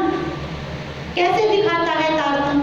सूरज कैसे दिखाता है? सूरज घर में जाता है दिखाने के लिए? सूरज आकाश में रहता है, पर उसकी किरणें आपको दिखा देती हैं। तो तारतम रूपी सूर्य में अनंत किरणें हैं, 18,758 तो चौपाई है, और उसके अंदर कितने शब्द हैं? अनंत किरणें हैं जो आपको दिखा देती हैं। जैसे ही आप उच्चारण करोगे श्यामा महारानी के श्रृंगार का, सुंदरिया रंग जड़ाव की साड़ी, श्याम रंग जड़ाव की कंच की नीली राही को चरण है, ये क्या है? उस तारतम के सूर्य की किरण है। दिखा दिया आपको कि श्यामा महारानी ने नीली राही का चरणिया पहना हुआ है, क्योंकि वस्त्र कोई तो पहनते हैं ना। तो तारतम वर्णन करता है कि श्यामा महारानी गौर वर्ण की लालिमा लिए हुए, तो आपके मन को किसने दिखा दिया? तारतम ने दिखा दिया। जो नहीं देख पाते थे वो दिखना शुरू हो गया, और जब ऐसे दिखना शुरू होता है कि जा करके अब हमें वस्त्र नहीं बल्कि किसको देखना है? वस्त्रधारी को देखना। तारतम दिखा देगा फटाफट से, राज श्यामा जी को प्रकट करेगा, और जब वस्त्रधारी को देख लोगे तो वस्त्र अपने आप दिख जाएंगे। जैसे आप मुझे देख रहे हो तो ड्रेस नोटिस अपने आप हो जाती है, अगर अच्छी लग रही होगी तो। हाँ, आज तो ये कलर आपके ऊपर बड़ा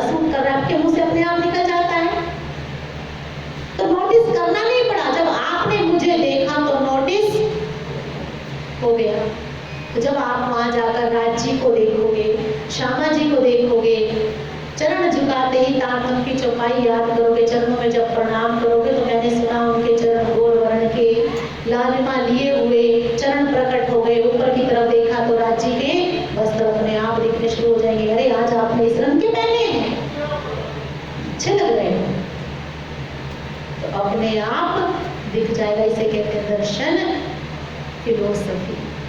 समझ में आएगा? तो इसी तरह से ब्रह्मा जी के जो पूरब के मुख से उच्चारित है ऋग्वेद। अब जो ये वेद हैं जो 4 भाग में बट गए, इनके ऊपर चिंतन किया साधकों ने, तो उनको एक नाम दे दिया गया चिंतन करने वालों को, ऋषि। जो चिंतन कर रहे हैं, समझ में आ रही है? जैसे मैंने कहा ना, डॉक्टरी का काम करेंगे उसको नाम दे दिया डॉक्टर। तो वेद के मंत्रों पर जिसने बाद में रिसर्च किया, उसके ऊपर चिंतन किया, उनको क्या नाम दे दिया? ऋषि। तो पहले ऋग्वेद के ऊपर गौतम ऋषि ने चिंतन किया और एक दर्शन दिया, फिलोसफी दी, जिसका नाम हुआ नैयायिक दर्शन। ठीक। फिर दक्षिण के मुख से जो उच्चारित है सामवेद, उस पर 2 ने चिंतन किया, व्यास जी और जैमिनी जी। 2 ऋषि ने चिंतन किया। इन्होंने दुनिया को दर्शन दिया, मीमांसा दर्शन। फिर तीसरा जो यजुर्वेद है, जो पश्चिम के मुख से उच्चारित है, उस पर 3 ने चिंतन किया।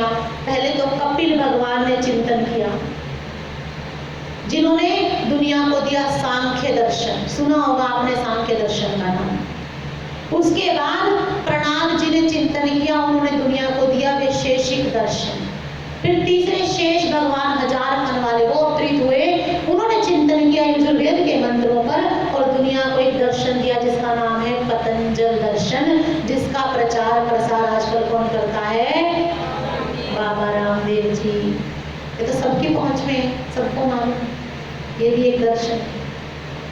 उसके बाद जो चौथा है अथर्ववेद, उस पर शंकराचार्य जी ने चिंतन किया और उन्होंने दुनिया को दिया वेदांत दर्शन, जिसका यहाँ पे पहले दिन ही चर्चा हुई थी। वेदांत को कहते हैं, वेदांत में कहते हैं ना सर्वम खल्विदम ब्रह्म, उन्होंने कहा था सब जगह ब्रह्म है। सन्यासियों की परंपरा की बात करें, उनकी परंपरा में क्या दर्शन माना जाता है? वेदांत दर्शन। जो 10 नाम सन्यासी की आपने परंपरा सुनी थी, समझ में आ रही है बात? अब सबसे पहले आए नैयायिक दर्शन वाले। नैयायिक दर्शन वालों ने कहा, उनका जो सिद्धांत था उन्होंने समझाया, बाकी तो सब बताया ही सूत्रशाला, पर जो सिद्धांत में जो मेन बात है उसमें जा रहे हैं कि उन्होंने कहा कि 3 चीजें हैं, ईश्वर है, माया है और जीव है। ठीक है।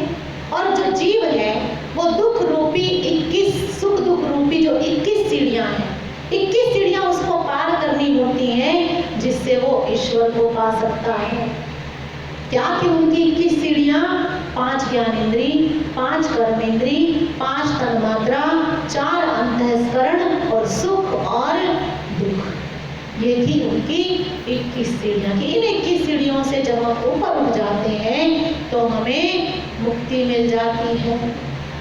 तो धनी ने कहा, जिसको आपने माया कहा, जिसको आपने ब्रह्म कहा, जब जीव उससे ऊपर उठ जाता है तो वो ब्रह्म कहाँ रहेगा? माया कहाँ जाएगी? क्योंकि आपका दर्शन किससे प्रकट हुआ है? वेद से। और वेद कहत जगत नाश, वेद कहता है जगत का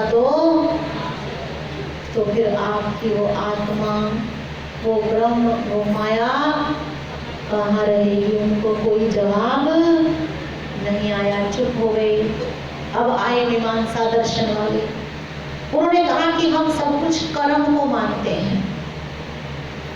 जैसे बुरे कर्म किए, कई बार कहते हैं ना बारिश नहीं हो रही, हमने कुछ गलत कर्म कर दिए तो बारिश, पर क्या करो अच्छे बनने के लिए? फिर भजन करो, भक्ति करो। कई लोग धुनी लगाते हैं ना, आपने सुना होगा कि वहां पे धुनी चल रही है कि बारिश अच्छे बनने के लिए अच्छे कर्म करो, तो फिर परमात्मा तो सब कुछ कर्म से है। तो धनी ने कहा कि आपका भी दर्शन किससे प्रकट हुआ है? वेद से। तो आचार्यों का दोष नहीं है, धनी ने कहा। मैं उदाहरण दिया करती हूँ कि एक बार एक जगह पे कुछ प्राज्ञ चक्षु लोग थे, जिसको सूरदास कहा जाता है। जिनको आंख से नहीं दिखता। आप तो कहते हो अंधे, पर अंधे को अंधा नहीं कहना चाहिए। सूरदास जी महाराज, वहां पे एक आंख वाले आए, बोले कि हाथी देखा है? बोले कि नहीं। बोले चलो दिखाते हैं, ले रहे हाथी दिखाने। अब कैसे देखेंगे वो हाथी? आंख तो है नहीं, स्पर्श करके देखेंगे। अंधे क्या करते हैं? जो सूरदास होते हैं क्या करते हैं हर चीज को? तो किसी ने हाथी की पूंछ पकड़ ली, किसी ने पैर पकड़ लिया, किसी ने कान पकड़ लिया, किसी ने सूंड पकड़ ली, किसी ने पेट पकड़ लिया। देख लिया हाथी? हाँ देख लिया। चलो जी वापिस आ गए। अब पूछा हाथी कैसा? एक ने कहा रस्सी के जैसा, जिसके हाथ में क्या थी? दूसरे ने कहा हाथी थंब के जैसा, जिसके हाथ में क्या था? एक ने कहा हाथी उखल के जैसा, जिसके हाथ में पेट था। एक ने कहा सूप के जैसा, जिसके हाथ में सूंड थी। तो मतलब सबने अलग अलग काम पर गलत कह रहा है, पर अगर उनको एक एक को सारे अंग पकड़ा दिए होते तो उनको पता चलता हाथी का पैर ऐसा, हाथी की पूंछ ऐसी, हाथी का पेट ऐसा, सब मिलकर क्या है? एक हाथी। तो आचार्यों का दोष नहीं है। समझ में आई बात? कि जिसको जो पकड़ में आया उसने उसी को ब्रह्म कह दिया। लेकिन अगर जोड़ते तो पता चलता कि ये शर पुरुष है, ये अक्षर है, और ब्रह्म इससे ये उसका रूप है। समझ में आया? हाथी की तरह अगर अलग अलग चीज की बजाय सारे चीजों को अगर ज्वाइन किया जाता, पर कोई ज्वाइन करने को तैयार नहीं है। जिसके हाथ में सूंड है वो कहेगा हाथी रस्सी के जैसा, उसी का प्रचार प्रसार करता रहेगा। समझ में आई ना? इसी तरह से आप जो सुन रहे हो दुनिया में, गलत नहीं है वो लोग। मैंने नहीं कहा कोई भी गलत है। जो बैकुंठ की बात कर रहा है बैकुंठ है, पर वो उसी को ब्रह्म, उसी को परम धाम मानकर आपको चलाए जा रहा है। वो जानना नहीं चाहता कि नहीं ये तो शर पुरुष के अंदर एक जगह है। सारे अंग को मिलाए तो एक अक्षरातीत ब्रह्म खड़ा हो जाए। समझ में आई ना?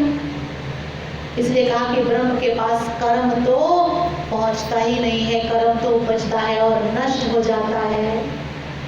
तो इसलिए आपकी बात समझ में नहीं आती है, चुप हो गए।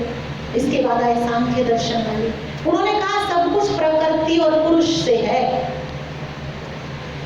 कि प्रकृति और पुरुष मिलते हैं तो संसार बनता है, अलग होते हैं तो संसार मिट जाता है।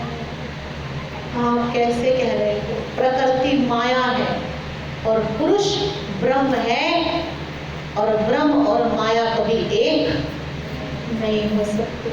माया अंधकार है, ब्रह्म प्रकाश है। प्रकाश और अंधकार एक हो सकता है? जहां प्रकाश आएगा वहां अंधकार रहेगा। तो आप कैसे कह रहे हो? आप कह रहे हो कि वो मिलते हैं तो ब्रह्मांड बनता है, या ब्रह्मांड है तो मतलब वो मिले, पर अंधकार और प्रकाश कैसे मिलेगा? समझ में आ रही है? तो आपकी बात समझ में आती। मैंने कहा ना, आचार्यों का धनी कहते हैं आचार्यों का दोष नहीं है। प्रकृति और पुरुष से ही संसार बनता है, पर जो ये कह रहे हैं मिलना, वो इनको समझ में नहीं है कि कैसे। जैसे उदाहरण के लिए समझाती हूँ आपको थोड़ा सा, कि आंख, नाक, कान, आपकी इंद्रियां, ये जड़ है कि चेतन है? क्या कहोगे आप? चेतन है।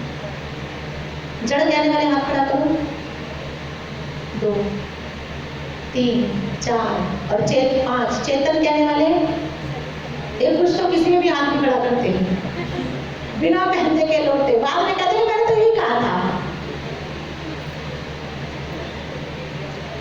असल में वास्तविक तो ये जड़ है, पर व्यवहार में चेतन दिखते हैं। कि आंख देख रही है, कान सुन रहा है, व्यवहार में लग रहा है, पर चेतन आत्मा निकल जाए तो आंख रहेगी, कान रहेगा, मुंह रहेगा, पर काम कर पाएगा? आंख देख पाएगी? तो इसका मतलब वास्तविक सत्य क्या है कि ये जड़ है। जिस तरह से पानी का गुण है ठंडा, पर आप उसमें हीट डालो तो विपरीत काम करना शुरू कर देगा, गर्म हो जाएगा, आवेश आ गया। इस तरह से प्रकृति माया पर पुरुष की सिर्फ छाया पड़ने से ये संसार बन जाता है। चेतन आत्मा छाया ही पड़ी और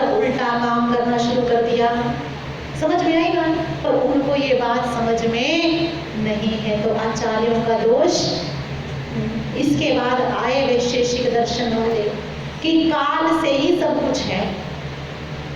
काल में समय, कि समय आया तो होने वाला काम भी हो गया और समय नहीं हो तो होने वाला काम भी नहीं होता है। कहते हो ना, सब कुछ वक्त से पहले और किस्मत से ज्यादा, ऐसा कहते हैं ना लोग। पर धनी ने कहा, आप क्या कहोगे, समय सच है कि झूठ है, क्या कहोगे आप? सच है। सच कहने वाले हाथ खड़ा करो, और झूठ कहने वाले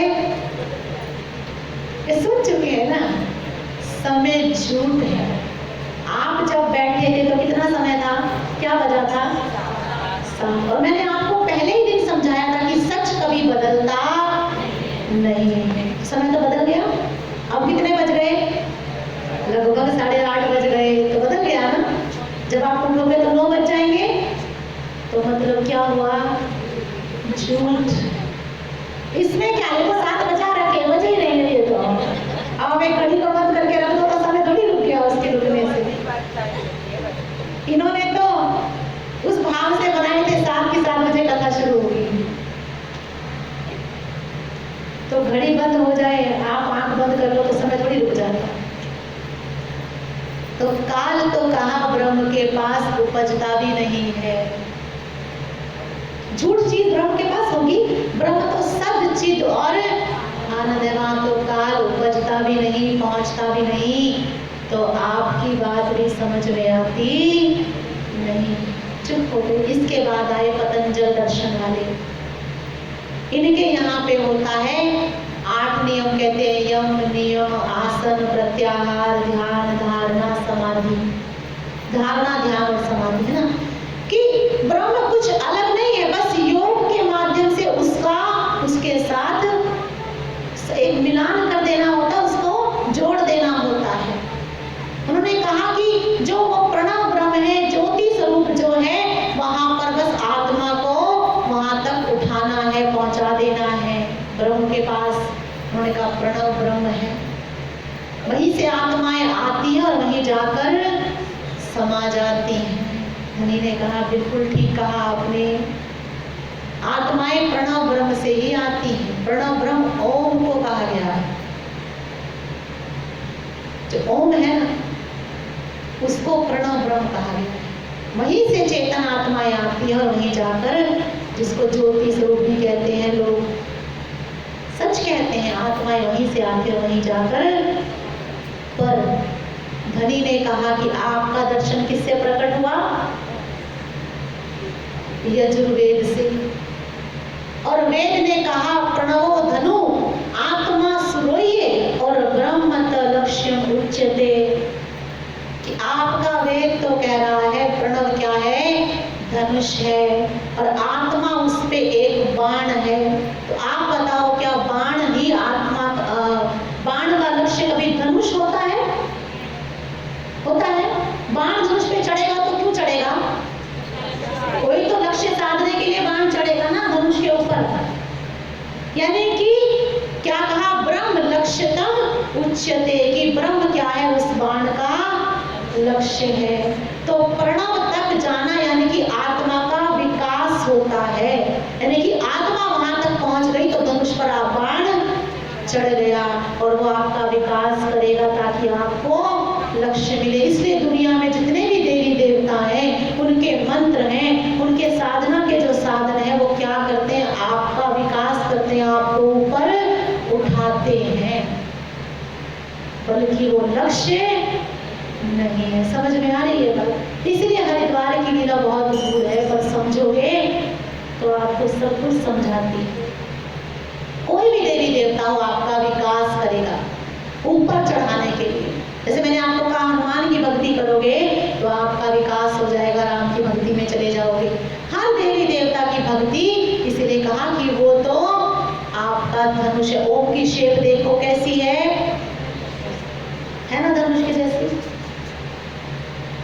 तो इसलिए, और जिसको आपने प्रणव कहा, ओम कहा, वो तो महाप्रलय में नाश हो जाएगा, इसको वो रहेगा नहीं। फिर आप कहाँ रहोगे, चुप हो गए। अब इसके बाद आए शंकराचार्य जी के अनुयायी दशनाम सन्यासी, उनका सिद्धांत यहाँ वर्णन हुआ, जो कि क्या मानते हैं, वेदांत दर्शन। जिन्होंने कहा अहम ब्रह्मस्मि तत्वमसि, कि चींटी से हस्ती लग जानो सब में ब्रह्म एक समान। तो धनी ने कहा कि जो वो ब्रह्म सब में समाया हुआ, तो ब्रह्म तो सच्चिद और आनंद है, फिर हम सुखी दुखी, फिर हम दुख में क्यों, असत जड़ और दुख में क्यों भ्रमित हो रहे हैं, हम हो रहे हैं ना असत जड़ और दुख में। ब्रह्म तो सच्चिद और आनंद है, जब सबके अंदर है तो फिर हम क्यों भ्रमित हो रहे हैं, फिर ये शास्त्र क्यों बने, फिर क्या जरूरत है इस वेद की या किसी भी ज्ञान की, क्या जरूरत है, परम धाम में जरूरत है किसी चीज की? परम धाम सच्चिद और आनंद है। आपने जाना कि वहां किसी ज्ञान की जरूरत है या वहां पे कुछ प्रकट है? क्योंकि वेदों का भी वेद जो हमारे पास है उसे कहा जाता है स्वशम वेद, जो तारतम वाणी है। जो शास्त्र में वर्णन आया है कि स्वशम वेद, पांचवा वेद, सबसे परे ले जाने वाला, पर परम धाम में प्रकट है, जरूरत है वहां पे? कभी सुना आपने कि वहां पे स्वशम वेद प्रकट हुआ? वो कहाँ प्रकट हुआ? यहाँ प्रकट हुआ जब अपनी आत्माओं को सच्चिद और आनंद में लेकर के जाना है। कुछ समय के लिए प्रकट हुआ है। तो वेदांत दर्शन वाले आप सुन चुके हो कि ब्रह्म नहीं बल्कि ब्रह्म की सत्ता विराजमान है, और सत्ता का अनुपात देखना पड़ता है। जितने अनुपात में है उतने अनुपात में सुखी दुखी हो रहे हैं, और परिश्रम करने से सत्ता बढ़ती है। पैसे को कमाई करोगे तो पैसा बढ़ेगा ना, दरिद्र हो तो आप अमीर भी हो सकते हो। इसी तरह से सत्ता आपके अंदर कम अनुपात में है, लेकिन अगर आप परिश्रम करो तो सत्ता बढ़ जाती है। भक्ति से होता है ना कि भगवान वो देना शुरू कर देते हैं जो कभी नहीं दिया होता, पहले चीजों का आभास होने लगेगा। यहाँ तक कि तारतम से अगर आपकी जागृति 5वीं सीढ़ी तक पहुंच जाए तो शरीर नहीं बल्कि क्या दिखनी शुरू हो जाएगी, आत्मा दिखनी शुरू हो जाएगी। तो सत्ता तो पहले तो थोड़ी थी ना, लेकिन मेहनत की तो बढ़ गई। परमहंस कह दिया उसको, समझ में आ रही है बात? तो ये भी चुप हो गए। तो दशनाम सन्यासियों का सिद्धांत भी यहाँ आकर के समा गया। इस तरह से अब सब के सब चुप हो गए, किसी को कोई भी जवाब नहीं आ रहा है। अब सबने मिलकर पूछा कि आप परिचय दो, क्योंकि इन्होंने सोचा कि इन्होंने तो हम सबको कह दिया कि वेद से परे तो कुछ नहीं ना, शुद्ध सनातन धर्म का जो ग्रंथ है वो क्या है। तो अब इनसे परिचय लेंगे तो ये कहाँ की बात करेंगे, वेद से तो परे सनातन तो कुछ भी नहीं ना। तो फिर हम भी कह देंगे कि आप भी तो उसी वेद की बात कर रहे हो, तो आप भी कहाँ रहोगे। कि इनको क्या पता कि जो सबलिंग ब्रह्म से वेद प्रकट हो रहा है, उस सबलिंग ब्रह्म को भी प्रकट करने वाले, उस वेद को प्रकट करने वाले अक्षर ब्रह्म, और उस अक्षर ब्रह्म को भी प्रकट करने वाले अक्षरातीत ब्रह्म का ज्ञान उनके पास में है। ये क्या कर सकते हैं? पर इनकी समझ में ये बात, इसलिए सोचा कि परिचय मांगते हैं। तो कहा कि अपना परिचय दो। तो उन्होंने शुरू किया, शुरुआत की जो मैं आपको सुना चुकी हूँ, चौपाई के माध्यम से अगर मैं आपको कहूँ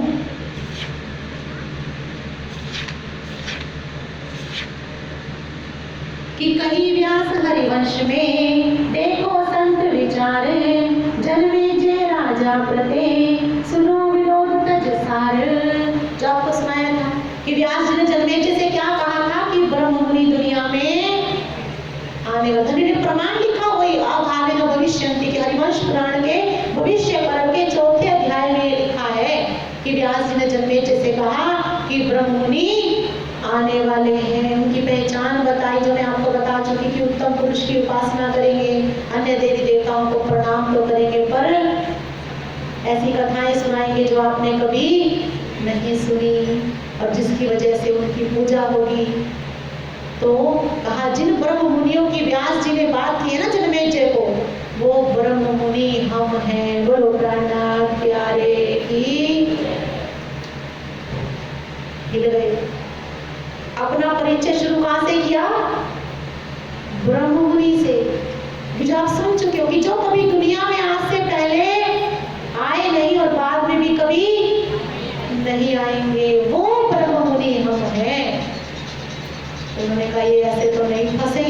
परिचय कहाँ से शुरू कर दिया? ब्रह्म मुनि से। क्या जवाब देते हो? कहते नहीं, हम इनसे कहेंगे जैसा परिचय हमने दिया वैसा दो। सूत्र क्या है, शाला क्या है, शिखा क्या है, गोत्र क्या है, तो कहाँ से लाएंगे? वेद से परे की बात तो फिर हम कह देंगे कि आप भी तो यही की बात कर रहे हो, तो ये अपना परिचय देंगे कल। आज चर्चा को यहीं पर विश्राम कर रहे हैं। तो अगर आपको जानना है, मैं इसमें डिटेल में जाऊंगी कि हमारा सूत्र क्या है, शाला क्या है, शिखा क्या है, वो ताकि हमें पता होना चाहिए कि औरों की बात तो हमने सुन ली ना, आज सबने बात की कहाँ की? 14 लोक ब्रह्मांड की सुन लिया ना हमने, पर अब हम ये भी तो सुने कि धनी ने कैसे 14 लोक से परे की बात कि चौथे वेद से परे 5वें स्वशम वेद की बात कहाँ से प्रकट हुआ, कैसे सूत्र क्या है, वो सब हम समझेंगे कल। तो आत्मा दृढ़ हो जाएगी और इसको कोई हिला पाएगा नहीं। बोलो प्राणनाथ प्यारे की। तो आइए आज चर्चा को चौपाई बढ़ा करके विश्राम करते हैं। आज हमें भजन नहीं दिए क्योंकि लीला ज्यादा थी, भजन लेती तो आज ये सब समझाना रह जाता। आइए। कई अनहोनी व्यासे नृप सुन पूछत सोए, ब्रह्म मुनि ब्रह्म रूप मुनि प्रगट हैं, दुर्घट सब ते जोए, दुर्घट सब ते जोए। बोलो प्राणनाथ प्यारे की। आइए धनी चरणों में अर्जी करेंगे। उसके बाद पहले साथ साथ में आरती चलती है और साथ साथ में फिर यहाँ से ये प्रोग्राम चलता है। और एक जो हमारी जो सबसे बढ़िया वाली राखी है वो तो हमारी हेमा जी जीत चुकी है। बोलो प्राणनाथ प्यारे की। तो आइए अर्जी सुंदर साथ करे चरणों में हो के करे, अर्जी सुंदर साथ करे चरणों में हो के करे। पिया जी धनी जी तेल को बस करो,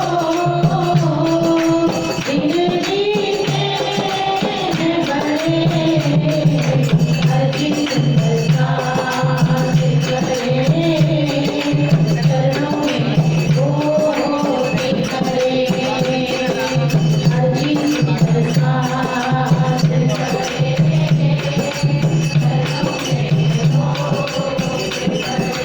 हर्ष में प्रीतम से युगपत हमने की,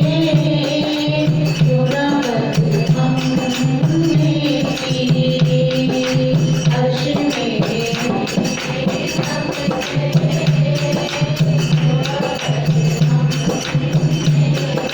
फिर क्यों मांग लिया, ये समझ हमने न की। पिया जी धनी जी ले चलो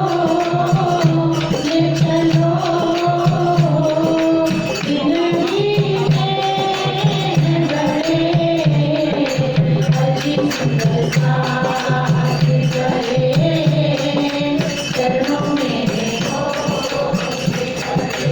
बोलो प्राणनाथ प्यारे की। तो जो आज कहा है उस पे कृपया करके चलकर दिखाना। कोई भी मिले राज्य की कृपा से, कोई भी राखी मिले, मैं उसको प्रसाद समझ करके ग्रहण करूं। मेरी दृष्टि में लालच ना हो कि मुझे ये मिले या मुझे, क्योंकि हम बहुत छोटी सी बात पर ना अपना 1 मिनट का इतना ऊंचा ज्ञान खत्म कर देंगे। लाइन में आएंगे और जो मिल जाए प्रेम से उसको ही राज्य का प्रसाद समझ करके लेकर के जाते हैं। ठीक है, तभी दिखेगा कि हाँ हम जाने कि हम कितने ऊंची बात करते हैं। ये छोटी छोटी चीजों के लिए हमारे मन में भाव ना हो। रक्षा सूत्र का मतलब बस रक्षा से होता है, वो कैसा दिखता है कैसा है उससे फर्क नहीं पड़ता। बोलो प्राणनाथ